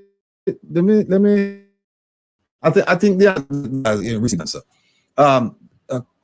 Another caller said, "What happened to the drugs that they seized at the airport in Boscobel? That's one. What happened to that? What's going on with that investigation? Somebody's asking about the Donnelly investigation, and then they said, look, and this is all of these are pertinent questions. Somebody said, look, the government has said that they're getting 200 elite, and this quantitative estimate, 200 elite weapons per month, 400 per year, and then every year when you look at the amount of firearms recovered, it's around 500-600 range, somewhere around there. So they're saying cumulatively, what happened to the rest of the guns then?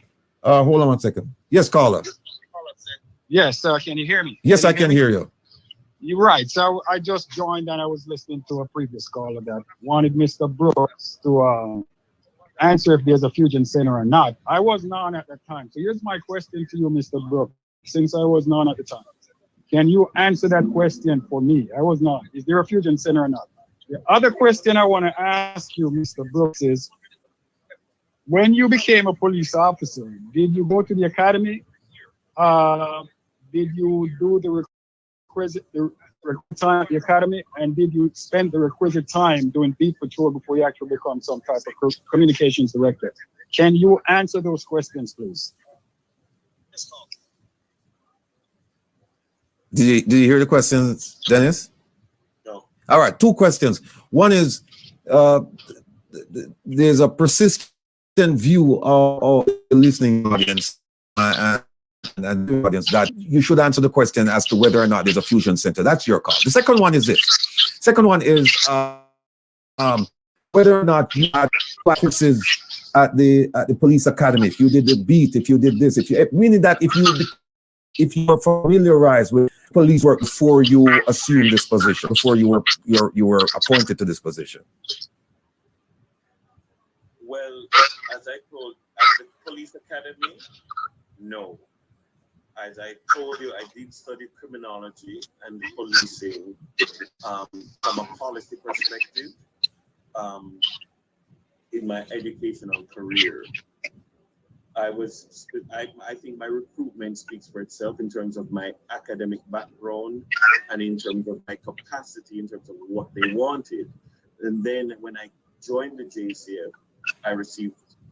Okay, all right. Well, here's where can I do a follow-up comment? Of course.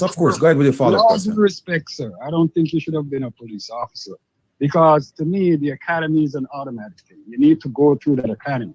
A guy like Mr. Rattigan, he would need to go through an academy because he went through that when he was, aspiring to become an FBI agent. So to me, you should not become a police officer. And this is not personally, I'm just speaking general. You should not have become a police officer. You never went to the academy. And apparently you never also do the 18 to 2 years stuff on the street that most police officers would be doing, and stuff like that. And again, no disrespect, sir. But if it's the type of way we're running things in Jamaica, that's why Jamaica is so messed up. You still need to answer that question, because I was not at the time when they're asking about the fusion center, and you still haven't answered if there's a fusion center or not. Thank you, Mr. Brooks, and thank you, Mr. Rattigan. Thank you, sir. You're welcome, caller. Mr. Brooks, let me ask you this. I didn't hear what he said. No, he was saying that he didn't believe that he's saying that he's not of the belief that you should represent the police because you're not familiar with police work. You never went to the academy. You didn't do the requisite 18 months, 24 months on the street or whatever. So basically, I see where he's going with the question. Let me just do a quick piggyback on his question. So you're not gonna. No. Of course, you're gonna have the time to. You know me. I denied you the opportunity to speak. I think where he's going with this is this, and I'll make the argument. Because the argument is that because you've never been a police officer, a trained police officer, therefore you cannot identify with some of the things that they're going through. And that's for this, identify with the police's plight, because they've come out and they've said in no uncertain terms that they're not being treated fairly by the Ministry of National Security, by the JCF management structure. They've come out and said it time. They said that they don't have enough resources to fight crime, and that we have the high talking heads. They talk, but then the work is done. It's supposed to be done by these people on the street. And they're saying, hey, look, if we don't have cars, if we don't have guns, if we don't have batons, if we don't have pepper, if we don't have resources, then how can we do the job? In fact, they've said we've been given a basket to carry water. Now, can you respond to that? And also, I want to come back to the crime consensus on the CMOC business. But go ahead, please. All right. First question that I would say is that we, I think, have to decide on what kind of an organization we want. And we have to decide what kind of a country we want. And if you are saying that's not the kind of country that I want, then it's fine. However, let's look at it from my perspective. So there are persons who might say that the JCF needs more lawyers. At one point in time, that was a view that we need people with legal training. Yeah. And you're an attorney, you can appreciate why. Yeah. We need 4 people with legal training to work, right? And so one might say we need to invest in the people who we have and export we need to invest in the people that so that we can improve the capacity of the people that we have. Now, what does that look like? That looks like, okay, you're going to send people to 3 years of UWI and 2 years at Norman Manley, that's 5 years, or 4 years at somewhere else and 2 years at Norman Manley, that's 6 years. And then you bring them into an organization and hopefully, but you want somebody who maybe has 5, 6, 7 years under their belt. So what kind of an investment of time do you need to make in order to get that person with that legal capacity? Maybe it's a case where you need to find a lawyer who has the capacity to be trained to do the policing work on the policing side. Or we need a communications professional who can do the transformation of the communications capacity that we need, or who can work with and help lead the communications transformation, and at the same time has a knowledge of criminology, has a knowledge of policing, and can do the teaching at the police academy that we need, yeah, so that we can move the organization forward. Is it that we're going to spend 10, 15, 20 years to build that, and then in 2035 we'll have that person? Or do we bring that person in 2019 and train them in policing? Well, in order to do that, you have to properly remunerate people. Because otherwise, if you get them, they won't stay. No, let me just go to this. Let me just. And that also happens that we tried, in the case of lawyers and other professionals, we tried to build them and train them from within, and some of the times they leave because they become attractive to the outside and they become poached. What I'm saying is, in transforming any organization, Sir Rattigan, you have to recruit effectively and you have to build from within. The JDF does it expertly. They see somebody that they want and they special recruit them and they bring them in, and they are referred to as major so-and-so or captain so-and-so, and they are brought in for that specific purpose. Now, my purpose is communication. I am a district constable. I was brought in and I have received training, and that is the capacity within which I operate. I'm not telling anybody I should be referred to as sergeant so-and-so or... No, I understand. And like I said to you, the caller...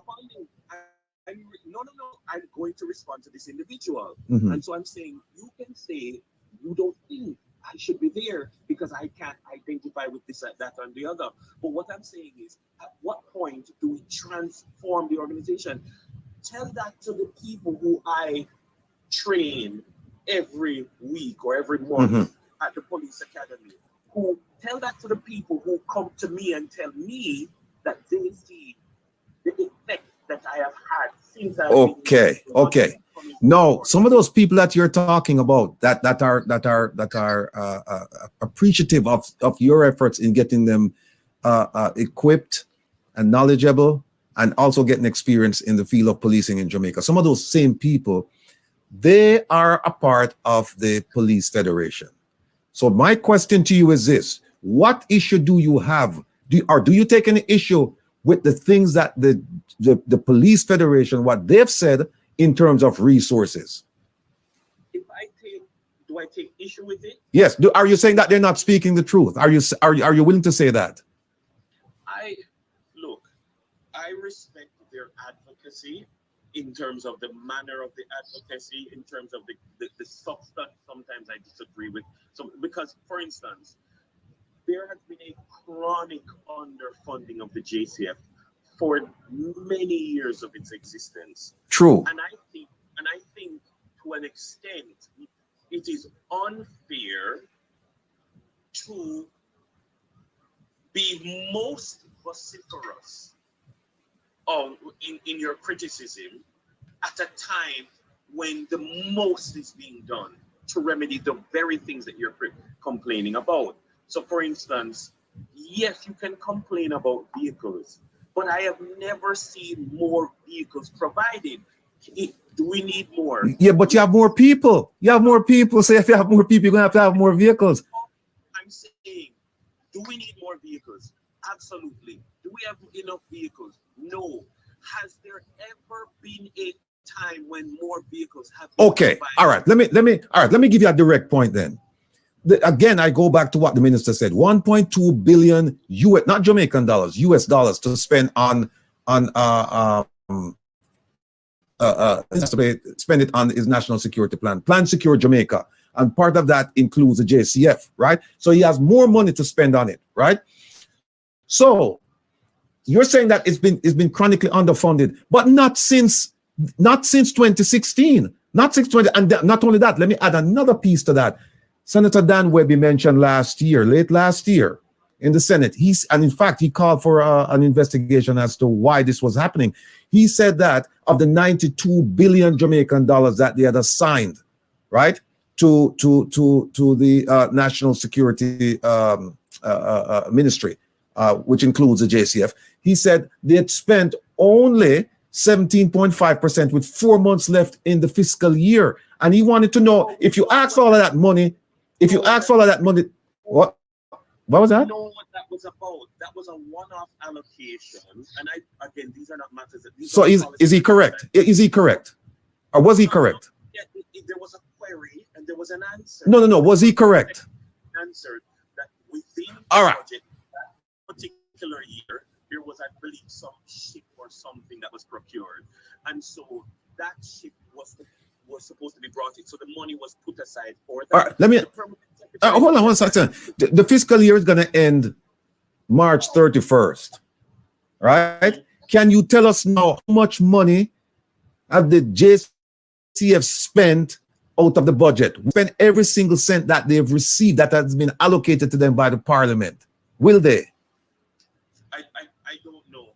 I can't comment. I can't answer that question. Well, so you see, that's why the Federation now is beating you over the head with a stick, because you're saying you have the money, so why isn't the money? They said, look, we don't have all of these things, and they enumerated them, and you're saying that. I'm saying it was just the other day that I saw with my own two eyes hundreds of people in Montego Bay lining up from all over Area 1, Trelawney, St. James, Hanover, Westmoreland, lining up to collect their new uniforms and to collect their ballistic vests, because 7,000 vests were procured and 14,000. But then it's these things. But then is the minister stood up in 2020, or 2020. 2020. Eh? We're talking 2023. No. What I'm saying, he stood up and said he had the money to spend from 2016. He's been spending it since 2016 to 2023. So why didn't he purchase? Let me ask you this. Let me ask you this. The idea about the bulletproof vest, right? You said part of the problem was bulletproof vest, guns. The vehicles were purchased way before COVID, right? And to this day, to the best of my knowledge, some of them have not been delivered. And the ones that have been delivered, a lot of them in the shops. I have a senior police officer who called me and said to me, I'm begging you, please talk to the diaspora and send us 3 engines, because we don't have no car, and the 3 car them broke down. And the government not fixing the car, they're not giving us the money to fix the car. Please send us, if it's even one, if you can send me 1 engine, we will try and make up and see if we can, with the private sector, see if we can get a mechanic to fix up the car. But he said, we don't have no vehicles. This is coming from within the service. This is not me, I make it up. Well, again, those are one-off instances that I can't speak to a one-off instance. Yeah. I don't know. I don't know what was the circumstances. I don't know why somebody like that would I don't know what processes were explored. I mean, that's an individual circumstance that do you give credibility to any of the individual circumstances? Again? Any of the, because you're saying it's not an enterprise issue, it's just individuals, one off here, one off there. Do you give credibility to them?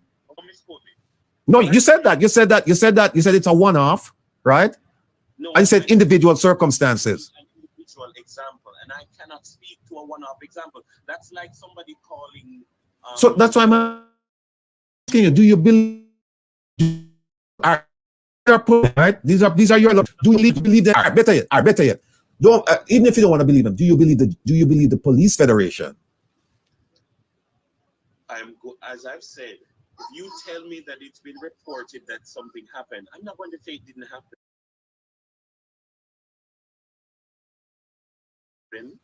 Because you're telling me that you have been told by people. Yeah, it's not like no.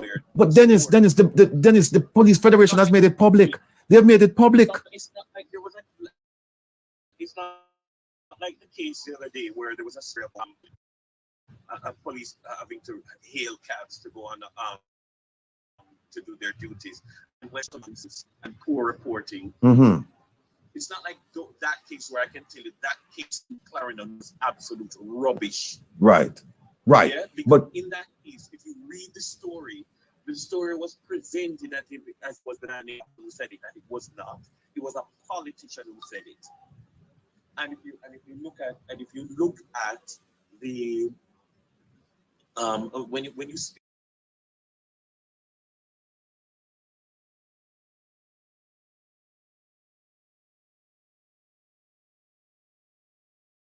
to the station commander for the station, he says nothing of the sort has happened. So it's not like that situation where I can say that specific case I'm familiar with. You mentioned an individual instance that I can't speak to that. No.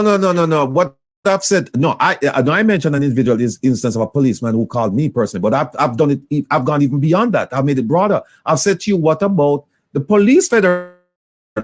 They've come out and said we don't have resources enterprise-wide. He's for his members. And I am simply saying that is not true. I'm not saying that. I would never. What I'm saying is that the police federation meets regularly with the high command. The police federation meets with the commissioner, and the police federation, they are inclined to advocate for the rights of their members. They are close to the ground and will represent how they see it. I'm not going to comment on the quality of their representation. I'm not going to end up. And you just did.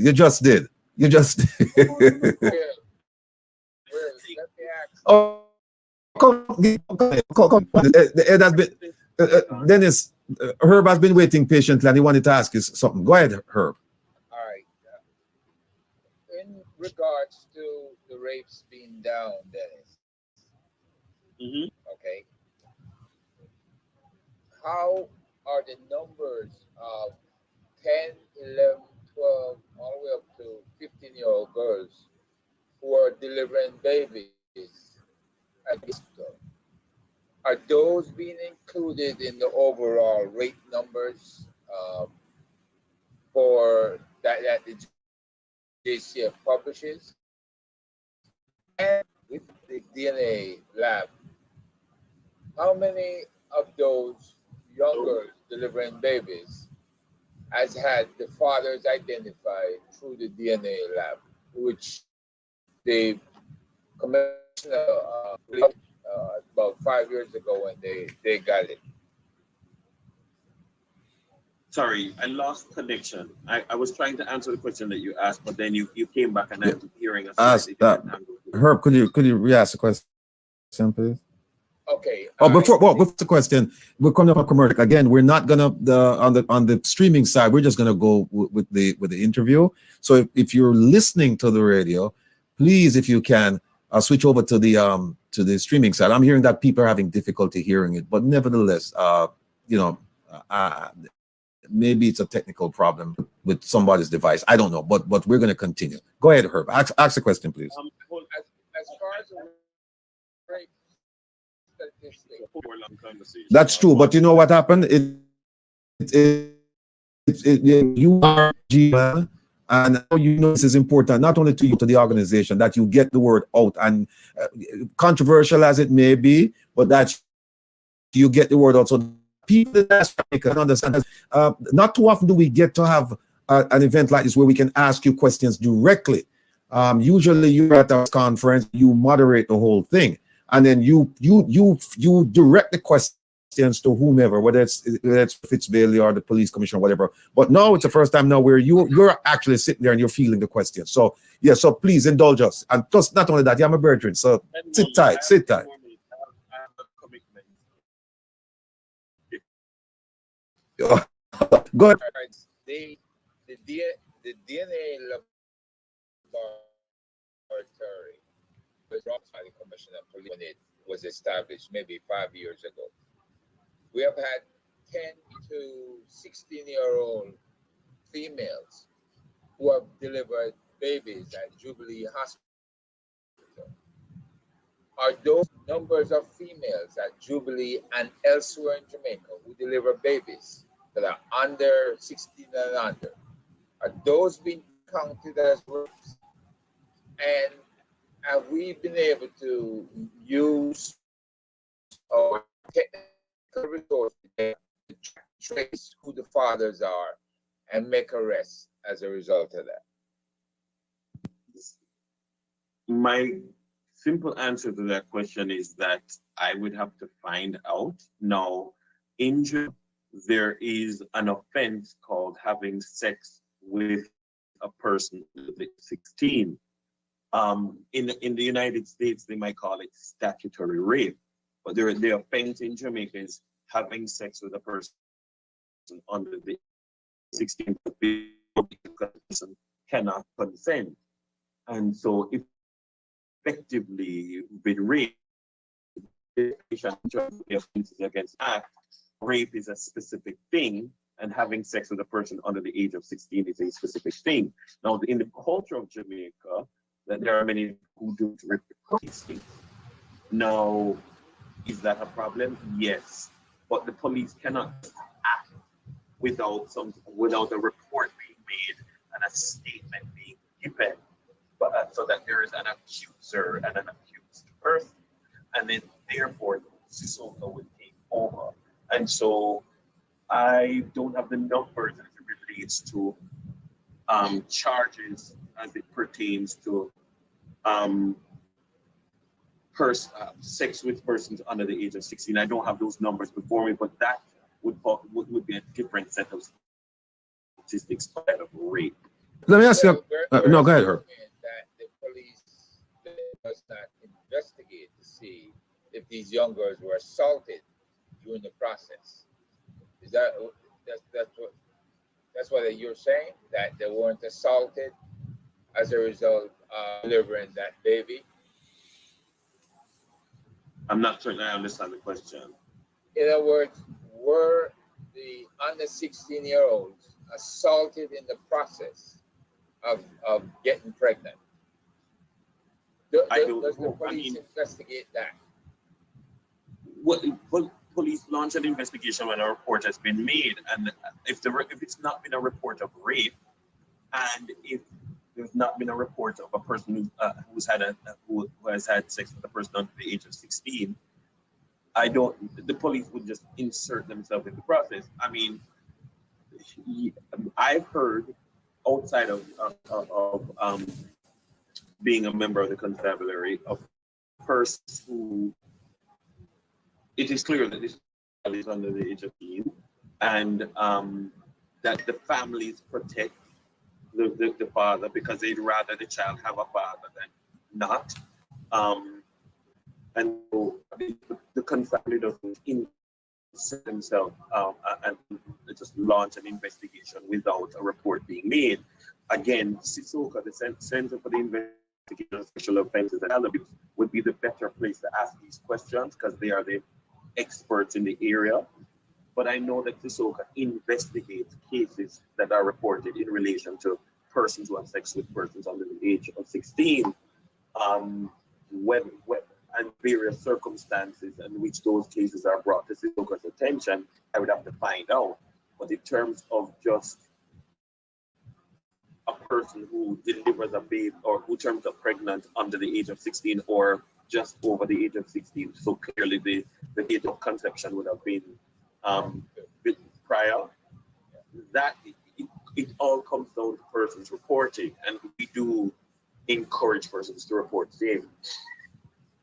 Does that mean that the school guidance counselor or child can make the report themselves to the police if necessary? Absolutely, yes. Okay, good. Thanks. Let me ask you a question.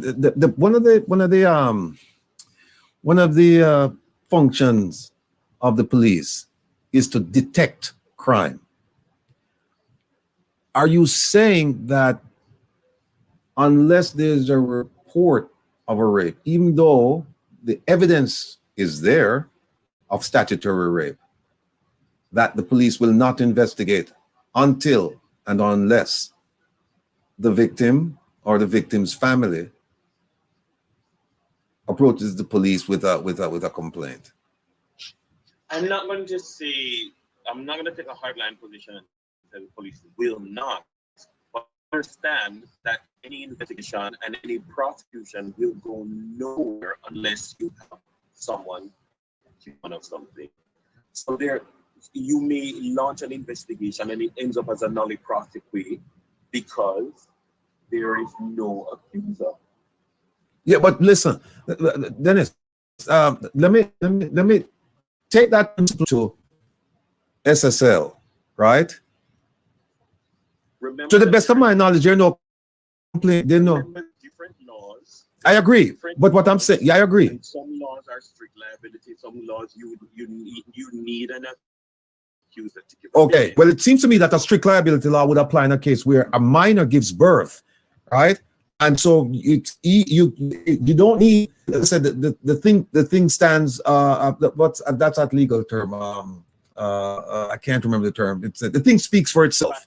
The thing speaks for itself, right? So if you have a 15-year-old giving birth, it's clear that that statutory rape took place.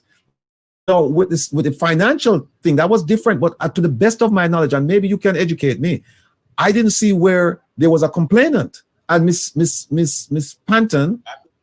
Actually, yeah, there are complainants. I'm not going to venture into this matter, but actually, one of the things that was said very early by the Financial Investigations Division and by CTOC is that everybody heard about this thing when it blew up, but the police now were seeking persons to come and say, "Hey, over here, Victims, right?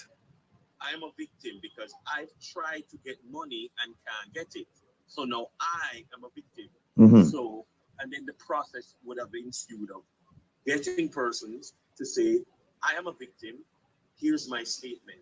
And after those statements were collected, and only after those statements were collected that you could identify victims, then the Q&A process began with the person who was ultimately charged. Mm-hmm. So yes, we do have to establish who is the victim of a crime, because even if a person makes a confession and says, "I have stolen from Wilfred Rattigan," Mm-hmm. or if someone says, "I have killed Wilfred Rattigan," God forbid, yeah, the police have to say, "Who's Wilfred Rattigan? Where is he? Is he missing? Is he accounted for? He's missing. Is he dead?" We have to identify that a crime has been committed, and then determine whether or not that this thing that this person attests to is actually fact. Well, look, they can determine a crime has been committed when a 15-year-old gives birth. That's easy. You don't need to interview anybody. And I think I am a communications Yeah. professional who knows enough to know that the better person for you to interview on this nuanced topic might be somebody from. All right, let me ask you a question that I don't ask any more nuanced person than you. It was reported by the Minister of Finance that the FBI was in Jamaica, the FBI presence in Jamaica, supporting the investigation of into the SSL debacle, right?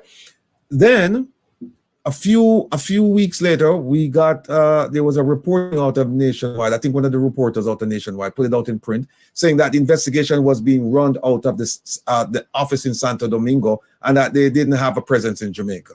Then we heard the CTOC McLaughlin, the gentleman in charge of CTOC, who was part of the spirited group spreading the information. He said, "I've never been here because it's a local investigation and we haven't seen any international tentacles. But once we see them, at that point, we will then invite the FBI to come in. Then that was followed by a joint statement put out by FID and the JCF saying, oh, this gentleman spoke about the local investigation and he was aware of the broad spectrum of what was going on. Can you give some? And then what happened is that the Minister of Finance, who he was the one who made it, not the Minister of National Security, neither him nor, and that would have been reasonable for you, right, or the Minister of National Security to make that. But the Minister of Finance made that. Well, after those 4 instances I just mentioned to you, he tried to clarify it, and he muddied the waters even more. My question to you is this. Was the FBI in Jamaica when the Minister of Finance declared that they were? Number one. Number two, is the FBI conducting an investigation into SSL, but from a remote location like Santo Domingo? Or are they in Jamaica? Number three, Mr. McLaughlin, was he wrong? Did he have the facts when he said that they're not here and he's in charge of the investigation? He's not here. And when they get here, we will know. And number four, where is the police commissioner in all of this? We haven't seen him, and we haven't heard from the Minister of National Security. Start with the first question first, please. Well, I'm going to say if I can substitute my answer to your questions this way. One, there are enough people speaking on this matter. I'm not leading comms on this matter, and that is probably one of the reasons why there's maybe some degree of communication. I believe in consistency of messaging. One, two, the financial investigation is based at the Ministry of Finance. Though there are police work there, it is based at the Ministry of Finance, and so it would fall under the remit of the Finance Minister. So the Finance Minister may be able to speak. Not going to comment on that. Yes, there is the Jamaica Constabulary Force element of it because CETA. Now, what I would say is that I was there beside Anthony McLaughlin when he said what he said, and he was speaking. We were providing an update. We were providing an update to the nation on the charge of Jean Panton and the fact that she was on her way to court for 10 o'clock that day. The answers, the information that he gave was specific to the charge of the investigation into Jean Panton and putting her before the court minutes later, because that was just before 10 o'clock. The question that was asked, in how I interpreted the question and how he interpreted the question was the FBI involved in this investigation that brought us to her being charged? And he said, no, the investigation that brought us to the point of her being charged was from locally. Now, that doesn't say that the broader investigation into SSL and all of what has been going on has not had the FBI.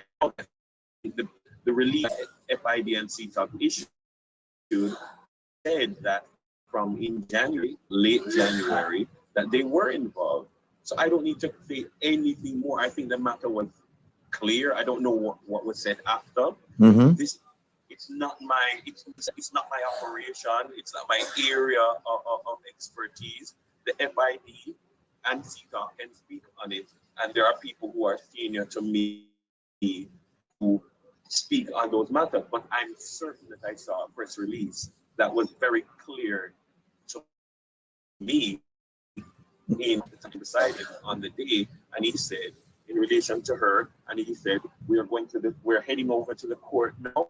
And so on. And so the specific question that Janella Pursues asked was in relation to that specific matter. Yeah, but here's what he said. He went on, because I listened to what he said. He said that they didn't find any tentacles going overseas. And he said, and if he said that the work of the the FBI would be in relation to the international components of it. But I don't know that you needed the international components of it to bring a charge against her. Remember, you were we just spoke about interviewing persons who say that they are the victims of a crime and connecting that crime to a particular person and bringing a charge. Litigation continues. Yeah, all right, fine. I understand that you can't speak further about it, but that's not what I didn't read it in print. I listened to what he said. And what he said to me was, it was abundantly clear that what he said and what he was trying to say was that the FBI was not involved, and if should there come a time when they would be involved, then fine, then that would be the case. But you still haven't answered the question: is the FBI in Jamaica on the ground conducting the investigation? Oh, let me ask you this: will the government? When I say will the government, I'm speaking specifically to the police and the ministry. Will they allow Jamaican citizens to be interviewed by a foreign entity? You can't put that question to you. I don't put the question in. I can put it to you. No, it's up to you if you want to answer it, but I can put it to you. You're not going to answer it. I can't answer that question for you. You'd have to ask someone from FIB or someone from CETA. I can't answer that. Yeah, but the reason I'm asking is because communication strategists, not for a particular JCF, but for the entire JCF, right? And so even if FID is based over at the finance ministry, they still get paid by the JCF. They're still JCF officers. It's just a location, right, and convenience. It's nothing else beyond that. So go ahead, please. We're stuck again. A question came in from the. A question came in. A question. It says, "Is it not a redundant application of management to accept insufficiency as a reason to fully respond to the policing needs of the state?"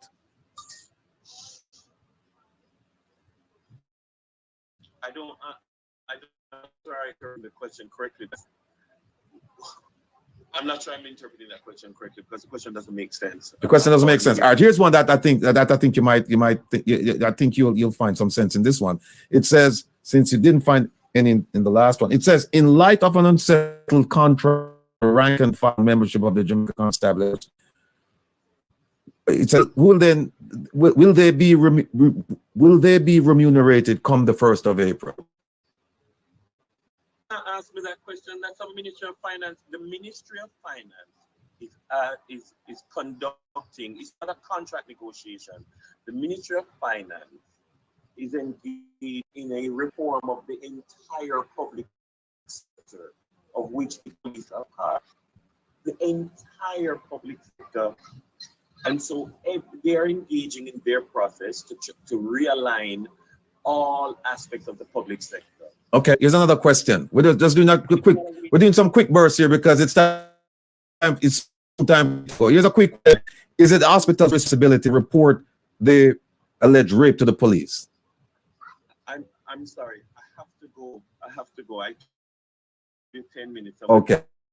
All right. Look, you know what? The time for coming and sharing your time with us on this busy afternoon, and I mean, you've tried your best to answer the questions, and some people have accepted the answer. Most people, based on what we're reading, questions than answers for you. But again, I want to thank you for coming on. And if you find time in the future that you can come on a program like this and face some of the questions from the listeners, we'd be greatly appreciative of that. So again, go ahead, Herb. If you could get us an answer on some of the unanswered portions, if you get authorization to send us the information, I would really appreciate that. Especially the last portion that Mr. Rattigan asked with regards to the hospital themselves reporting the rape. Because the hospital should be, there should be a counselor there that question these young girls. to find out what's going on with them. And they should report as rape. Okay. All right, Dennis, look, thanks again. Much appreciate and look forward to having you again in the future. Thank you. All right. The ambassador is here.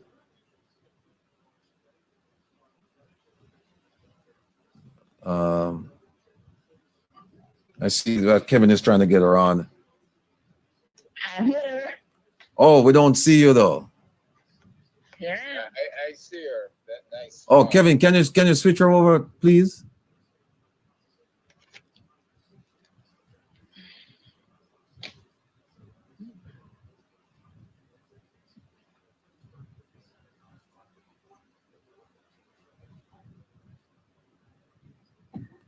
Hello, Ambassador, do you have your camera on? I have my camera on. Yeah, I can see her. Oh, I oh, wait a minute. Oh, yeah, but That means the rest of the viewing audience is seeing her too. all right.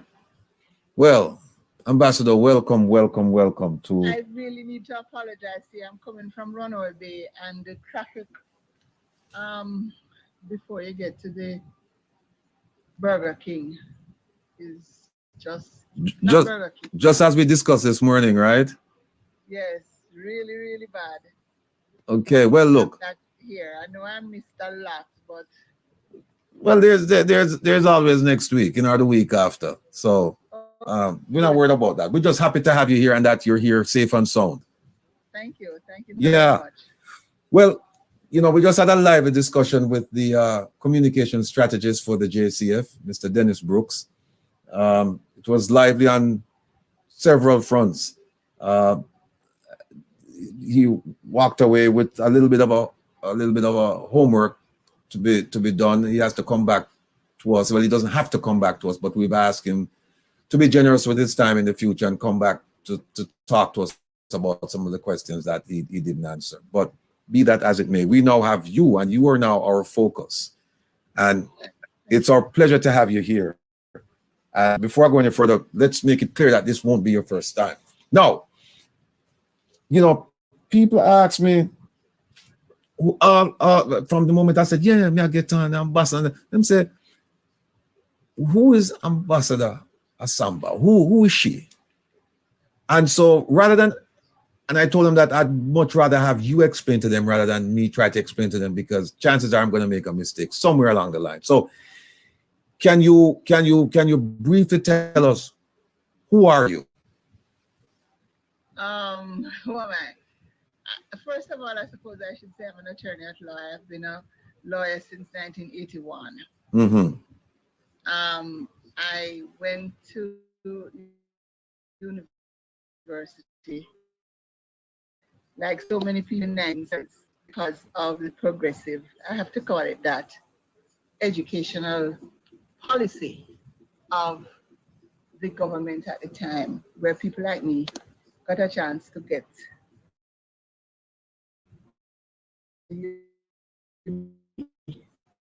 so in fact, government paid our school fee. We were able to get student loans, and for a while we were able to get boarding grants, which allowed us to study, and for some of us to even study outside of Jamaica. Right. Because persons like me, others like me, would never have been able to get. There just weren't enough scholarships for everybody. Mm-hmm. So I became a lawyer. Okay. But before I became a lawyer, I worked at the Kingston Legal Aid Clinic during the period when I had National Youth Service. And there are many persons who worked at the clinic and who are lawyers now because they went on to study law. I worked with government for a while, and I love to tell young persons that the best experience that you can get is to work with government. As we did after I got out of law school and I was working as a lawyer for a while, I was recruited by the Jamaica Industrial Development Corporation to be corporate secretary and legal advisor. And that moved into management. As corporate secretary, I was involved in the management of the organization, and I learned a lot. I also got a chance to travel and to work on matters that, as a lawyer, if I was on my own or working in a firm, I would never see that kind of work, because only the senior people would get that kind of work. And while I was also legal advisor for the Press Association of Jamaica. Wear many hats. Legal advisor, and then I was recruited by Eastern Cooperative Credit to come in to be their legal advisor. And just before I started that job, the HR manager had gone to the US for their holiday and decided not to come back. And I was told I had to be the personnel manager. Those days it was called personnel manager. So other than what I learned at law school about employment law, I really didn't know much. So I had to go and study that. So I got a diploma in HR management. Mm-hmm. But I've always worked in the non-government organization sector. And I did a lot of work in that sector. Most of it, well, all of it voluntary, actually. I represented Jamaica on the board of CUSO, which is a Canadian development agency which sends volunteers to the rest of the world.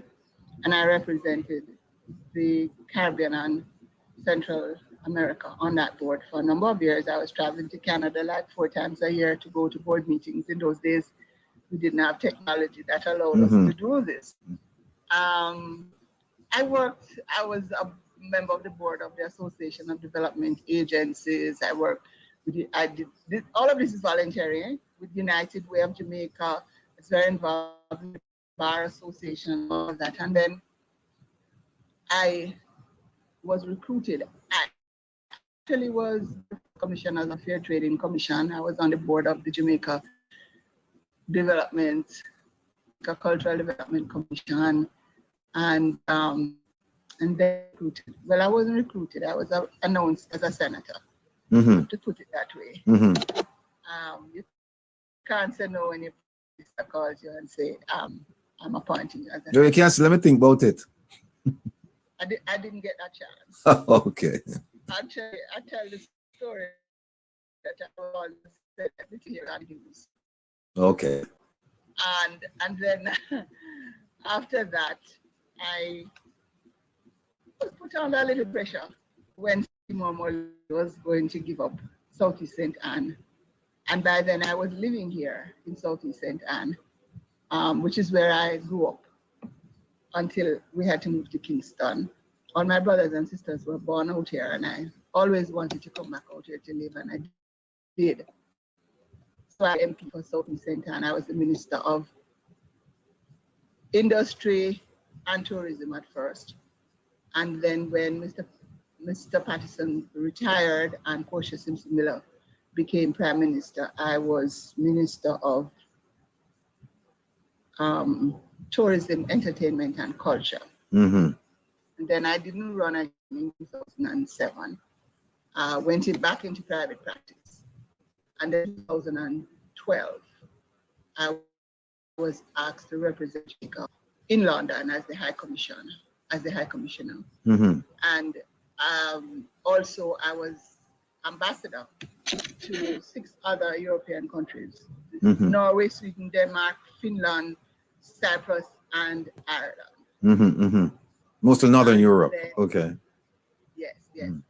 The Scandinavian countries, Cyprus and Ireland.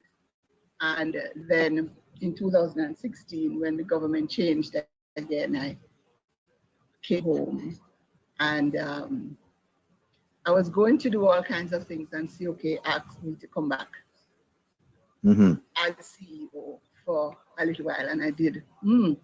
Went there for 18 months, and I ended up staying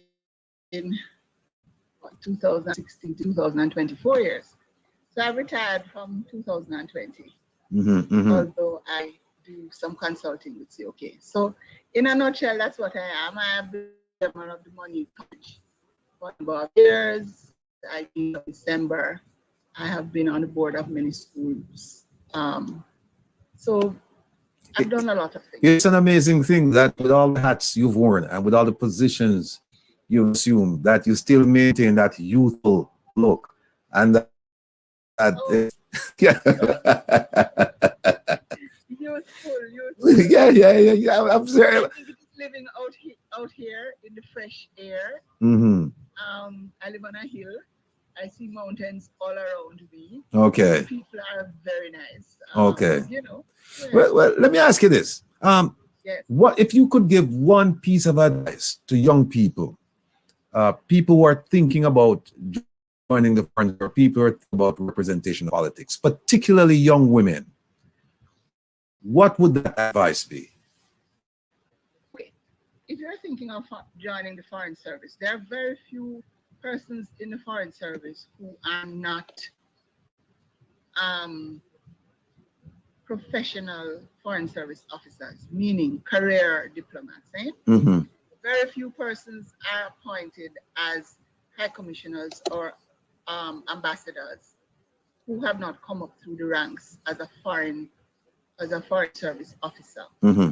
There are a few countries where you always have, for political reasons, international political reasons, why you want somebody who is politically appointed, like I was. Mm-hmm. And London has, for the most part, had politically appointed persons.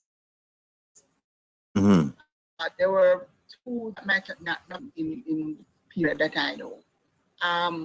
The US also would mostly have, and usually if you're opening, if they're opening an embassy in a country, depending on the country, they might have a politically appointed person. Other than that, most of our diplomats are career diplomats. So if you want to go into that, then what you need to do is to study, get your degree, get a second degree, because most of them have a master's in international relations, and you have to take an exam to join the foreign service. Mm. Yes, most people start and move up the ranks. For example, when I was in the UK, the person who was there as the consular officer, he is now the consul general in Toronto. Mm-hmm.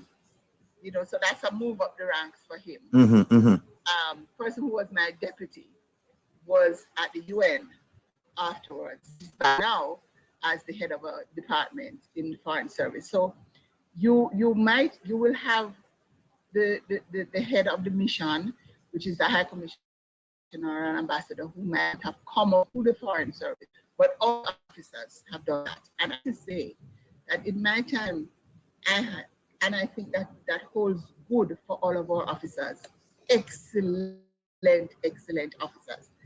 I would just need to, say to them, talk to me about this.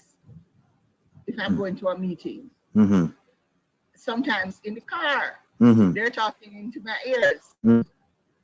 and you go to a meeting, and they have never led me wrong because they knew what Jamaica's position was. Mm-hmm. And people used to think that all diplomats do is go to cocktail parties and Yeah, wine and cheese party. Yeah. Listen to me, going to those things is work, Yeah, I know. Because you have to develop. That's where you develop relationships. Yeah. Not only develop relationship, but that is where you, to use another phrase in another place, that's where your horse trade. Mm-hmm. Mm-hmm. You know what Jamaica's position is. You know what we want. You know who our allies are, and you want to get them in the same direction that we want to go as a country. And I remember one of my friends who was a sea diplomat when I was going into the foreign service, and he sat me down at breakfast one morning and he says, Aloun, you need to go to those parties, because let me tell you something. When you meet somebody in a social setting with a drink in your hand, you get to talk to them about what you want to talk. When you call them, they can say they're not there. Mm-hmm. They don't have to take your call. True. So we used to get these invitations, and let me tell you, do a full day's work, and then these parties are in the evenings. So from 5 o'clock on to 10, Then you have 3, 4, 5 invitations. I would sit with my staff and we would prioritize to decide I need to go first. If more than one invitation for the evening, who do I need to speak to? How long I need to stay there? Sometimes you just need to go to show that Jamaica is in the house. Oh. And you do 1, 2, 3 circles and you watch the door so that when your host is leaving. I have some idea what you're talking about because I was a diplomat for many years, for about years overseas. So I have some idea of what it not as experienced as you are, but I have some idea. But let me ask you this: so you're saying that to get involved in the foreign service, then people that need to study and they need to get second if possible, maybe have another language, Spanish or something like that would be helpful.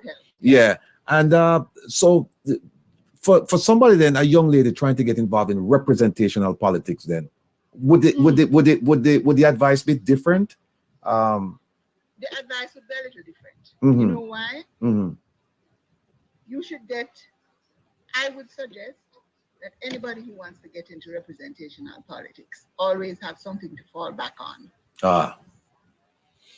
You always need to have something to fall back on because you don't know how long you're going to be there.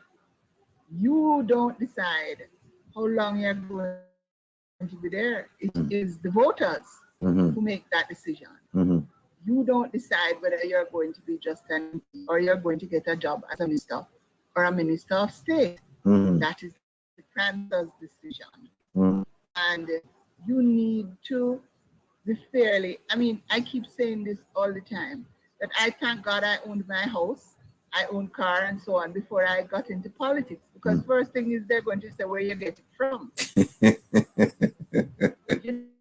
Nobody can ask where I got my house from. I bought my house 30 years ago.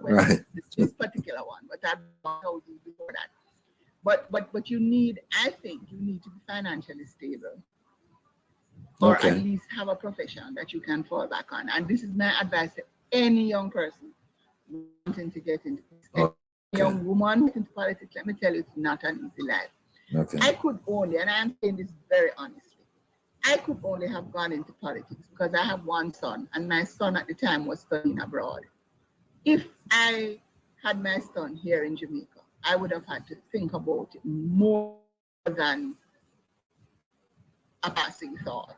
Whether or not I would get into the and so young people, you heard what the good ambassador said, study and if you pick up a friend, whatever, it's going to help you. But make sure that you have something that you can fall back. And that's exactly what I did when I joined the FBI. I was there for almost 30 years. I went to law school before, and I always said to myself, because you don't know when I'm going out, and but I made preparations in case of that event. Somebody asked us here, it's a 150-plus-year-old tourism worker lecturer transitioning into the foreign service. Is that too old, or what do you think? Past the prime, or for working in service? I wouldn't say, because they would, if they're going through the normal route of being a career foreign service worker, they would have had under the belt some postgraduate study. Or they would have been involved in a way in the society in a way that government of the day would think that this person would make a good ambassador. Well, you know what? Let me use that last statement to segue to something. When you said the government of the day would believe that this person has all the attributes of being a good ambassador. Okay. Now, one of the things I recently looked at was the number of political appointees overseas serving Jamaica. Nowadays, we didn't have that many. We have you want to say something? The floor is yours. Go ahead, please. No, in my day, we had the person who was in China, because we had just opened China. We had me in London and in Europe. We had trying to remember who was in the US. Eventually, the person who was in China went to the US. So there were probably 4 at the most. Ambassador, hold on 1 second. Somebody's calling. I think they have a question for you. Hold that thought, please. Caller, you're on Reason with Rattigan. Go ahead, please. Good afternoon, Mr. Rattigan and Ambassador Assamba. How are you doing, Ambassador? I'm doing well, thank you. Oh, yeah, she can hear you. Go ahead with the question, sir. Yes. Ambassador, when you were ambassador to the United Kingdom, you were a great advocate for reparation. Question for you. How far has it gone since you left there? Has the person who's in charge now, are they advocating for reparation for Jamaica? And before you answer, Ambassador, let me just add this piece that I really want to ask is, in your opinion, where is the Foreign Service, the Foreign Affairs and Foreign Trade, the ministry, where is it going, in your opinion? What direction is it going? Because you've been working this, and you've also had the time to watch and see where issues are, how they percolate, and where how they're being resolved. So, can you answer those 2 questions in one, please? Let me just start off by saying one of the things I learned when I was in government. When you ask people a question, they will tell you say that is above their pay scale. But you get paid. No, man. But All right, let me say this. I got to work in reparations, and it was a continuation of the work that I had been doing when I was Minister of Culture, when we were recognizing the anniversary end of the slave trade, and we were recognizing all of the things that place around that time. And I worked with Professor Vereen Shepherd and others to get things done. So I wonder what has happened here. The work that I did in the UK, that was a continuation work that I had started. Now, I getting quite it's just amazing. I had done this debate at the Oxford Union, and as a result of that, which it comes up every once in a while, that I am asked to speak about that, and it is something that I feel very strongly about. But I want to link it, if you don't mind, with the Windrush generation and what has happened to our people who went to the UK and who were now being corralled and shipped out of the UK. I started talking about that from 2014, 2015, because I could see where it was going. And I started to say to Jamaicans living in the UK, you need to regularize your living in the UK, because there are a lot of them who had just gone there. They went there when they were British, because we were still not yet independent, or even if they had gone there in the 1980s, when they first started to offer citizenship to the Jamaicans, well, to all the people. I recall that because I know I had family who were there, and they were making an application to become British citizens. This is from in the 80s. At that time, it was cheap. It was nothing. You didn't have to pay. You just apply. And over time, you had to pay, it increased and so on. And I could see that it was getting to a point, based on the rhetoric that I was hearing at the time, that they were going to get to a point where they were going to say, you need to go home.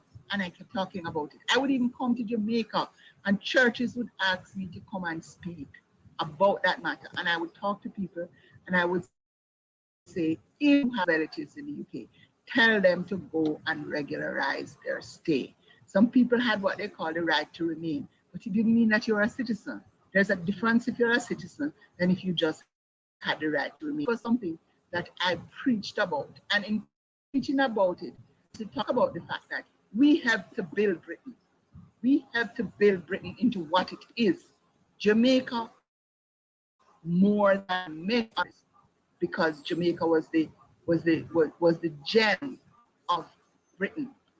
I also had the experience of meeting Professor Palmer, who you all would know him. He is now called Sir, and his first name slips me for the moment. And I would go to Edinburgh and Glasgow, and he would drive me around, and he would show me houses and properties that he would say to me, from the proceeds of one slave. That was built from the proceeds of 2 slaves. That was built from the proceeds of 10 slaves. No, we thought growing up, I learned, I didn't realize that persons, that the plantations had slaves who worked on the plantations who were not necessarily owned. Those slaves were not owned by the owners of those plantations, because they had men in Jamaica and elsewhere who were factors and who rented out slaves to those plantations. I'm saying this to say that when the end of slavery came and people were paid, slave owners were paid for their slaves, the slaves got nothing. Mhm. Slave owners were paid for the slaves. Some people owned half a slave. Mm. Some people owned 1 slave, because a person could will the slave part of their will. And it really came to me very forcefully when Professor Palmer drove me around, and you could see from the quality of the houses how much money that family had received in payment when the slaves were given their freedom. Remember, only the slave owners were paid. The slaves got nothing. Mm. And so I really began to say, this is unfair. We need reparations. And I'm not talking about, and I never talked about reparations in the sense that individual persons were to get paid. The country needs to be paid. And I know that there are people who are saying that the country is going to, the money is going to disappear, it's not going to do. I still have to hope and dream and wish for the day when any money that is paid to Jamaica will be used for the betterment of all of Jamaicans. When I was giving that presentation at Oxford Union, one of the things that was said in questions to us as we debated was, but the British built schools and the British built roads and the British built. I said they only built those things to make their own lives for themselves. easier. The roads were only from the plantation to the pier. The schools were only so that their children could be educated. They did not do anything for the slaves or for the freed persons. I've been to different places in Jamaica, and I have had to myself and to persons who I've spoken to. And if I could use this word, the BITCH word, could I use it? Come on. I made a speech in a mountain village, and to get there is one way in and is one way out. And I had to say, slavery was a bitch, because our people found their way to leave the plantations, to go up in those mountains where there were no roads. It was inhospitable to go and live and make a life for themselves because they wanted to get away from the plantation. So I am a strong advocate for reparations. I'm a very strong advocate for reparations.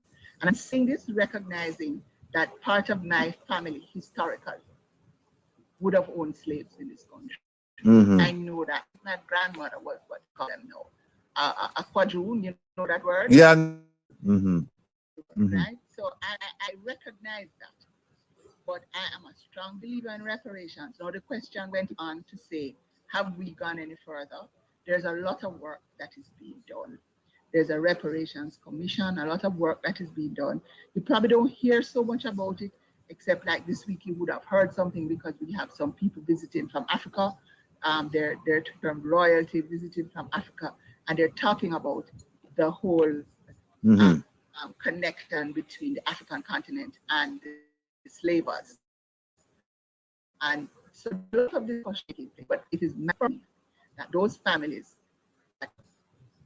were paid when slavery was abolished. They owe us. You hear recently that somebody who is a journalist in the UK has come out recognizing the role her family played and what her family collected, and has pledged to the people of Grenada that they would contribute some of their wealth to Grenada. Well, Yet there are some people who are saying, let us see what we can do for Jamaica. I know that there's a discussion between a family called Pennant and a family in Manchester, Clarendon, Manchester, who are talking about how can they do something, but they're making it so hard to be done. And you know, well, look, but that answers that question. As to what is happening in the UK with our foreign service and the issue of reparations, I don't know that I'm in a position to make a comment on that, because I really don't know. Well, let me ask you something that you can make a comment on. And I know I just didn't I? yeah, that's fine. That's fine. You're taking a speech, especially live from. You can when you want to do. Listen, what we want to ask you, one option of the questions, because we're pressed for time. We only have 10 minutes, but 2 questions. What do you think about the direction the Minister of Foreign Affairs is going? And then also, what role do you see the diaspora playing? And I said because they just formed it was in 2020, the Global Jamaica Diaspora Commission or whatever it is. So if you want to answer them separately, or you want to separately. Okay. The first one is what Jamaica's foreign affairs position, and I would like to tell you, I wish I could do and I understand, but I can't, because there are some things that I see that I don't understand. Jamaica has always been a leader. People look to Jamaica. When I was in the UK and we went, for example, to Jamaica as part of the Commonwealth, and I was the deputy chair of the board to come for a while, and the other countries always wanted to know, what does Jamaica have to say? That was the experience I had. What does Jamaica have to say? I'm not sure if that happens so much. We were also very involved in CARICOM. Our prime ministers have always gone to the CARICOM meetings. We have always been up to reckon with in CARICOM. I don't see that happening now. Yes, I know Prime Minister went to the last CARICOM meeting that was held in the Bahamas, and out of that came a trip to go to Haiti to look and see what is happening. But other than that, what has Jamaica done in CARICOM? Well, let me throw something at you then. That's a fair question. Jamaica had an agreement with CARICOM that Baroness Scotland would continue her term as Secretary General of the Commonwealth. And behold, Jamaica Minister Kamina John Smith, and it caused a rift.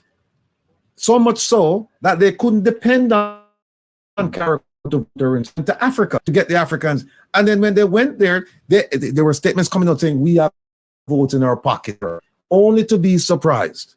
Now, would this? Well, I don't want to try. I don't want to cause rift, between administrations. But what do you think about that? My personal position is that I did not support position put Johnson Smith for as Secretary General for a number of reasons. There is a lot of what happening in international relations is not necessarily what is written on paper. It is what is the convention. It is what is understood to be the way how things go. And people are going to say, well, what about this word everybody seems to be using now, being a disruptor? But being a disruptor, what end? To what end? If you understand how the Commonwealth works, this is midway in the person's term of office that you're going to seek to have an election of a Secretary General. And understood, if you want to call it so, a gentleman's agreement Mhm. about whose turn is next. Mhm. In this case, regardless of what we want to think, Scotland was forward at the time as the candidate. Although she was a British peer, her roots were in the Caribbean. She came from the Caribbean. She was put forward as a Caribbean candidate. Now, it is Africa's turn next to get the post of Secretary General. Mhm. Do you think Africa was going to agree to put somebody else from the Caribbean in the position as Secretary General, and then they would have to wait another 2 years, another 4 years, another 6 years before their candidate could become Secretary General? Would make that particular position untenable. Mhm. So when I kept hearing that we have Africa in the bag, I knew nothing, as you could say in Jamaica, nothing Also, you know, and we allowed ourselves to be used by Boris Johnson Mhm. for whatever reason. Local politics. Boris Johnson wanted to get Barney Scotland out of the chair of being the Secretary General, and we seem to have gone along with it. So, in answer, if I carry this back now, in answer to the question about what is Jamaica's foreign policy, I would have to say Jamaica's foreign policy is, for me, at the moment, dependent upon who comes to them with an offer rather than a principled position, which is what has known Jamaica to be. Ambassador, you're absolutely correct. Because here, and I'm not saying this because you're here, but because I have a position on this. The Jamaican government, PDP jail, has supported the people of Western Sahara since 1976. And it was only recently in 2016 that they said, no, we're not going to support these people. And they went to Morocco in 2019 and they made a statement in Rabat saying that we're now on the side of the Moroccans versus the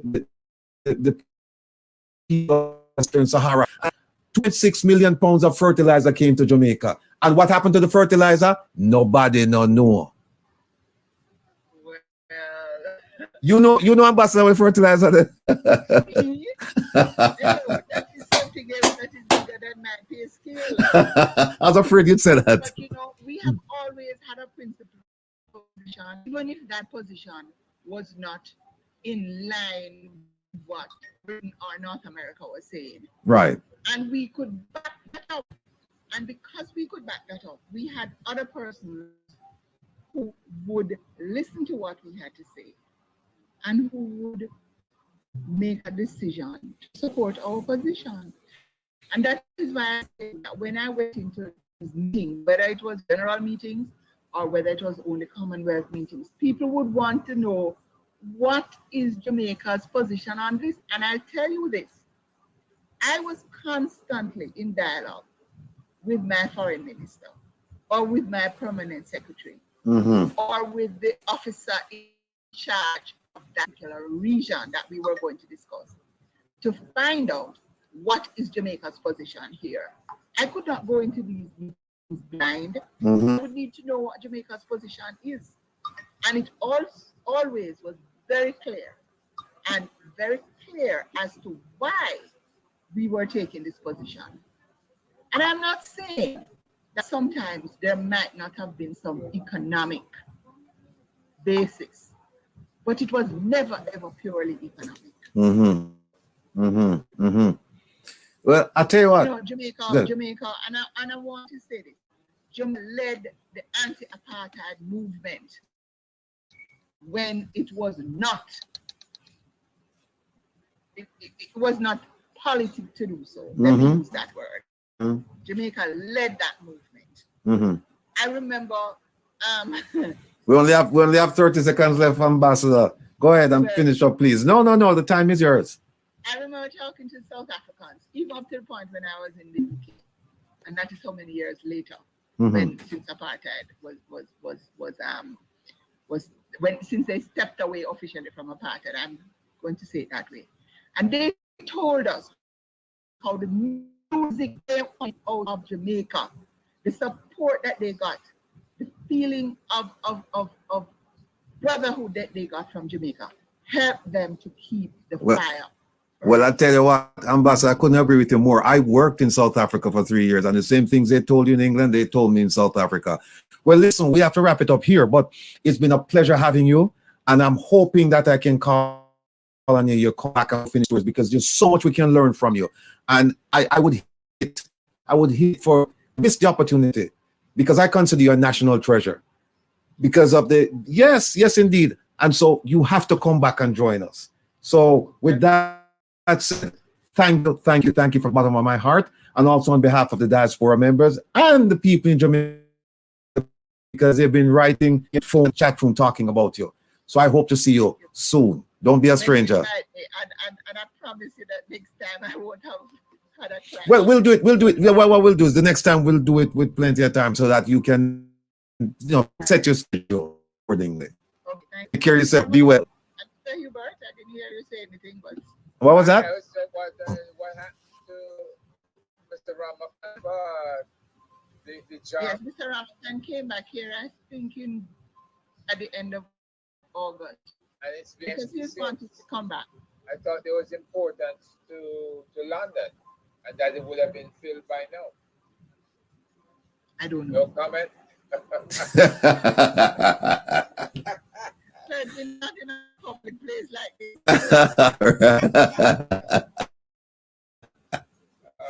Ambassador, Thanks, I we'll- appreciate you. we'll talk soon. Thank you. All right. Take Thank care you now. all, and thank you for the listening, but I take Will's word for, and I want to thank you all very much. Thank you for having me, Will. All right. Take care now. Be well, Ambassador. Herbert, you catch up. All right then. We'll talk again. All right. Bye-bye. All right.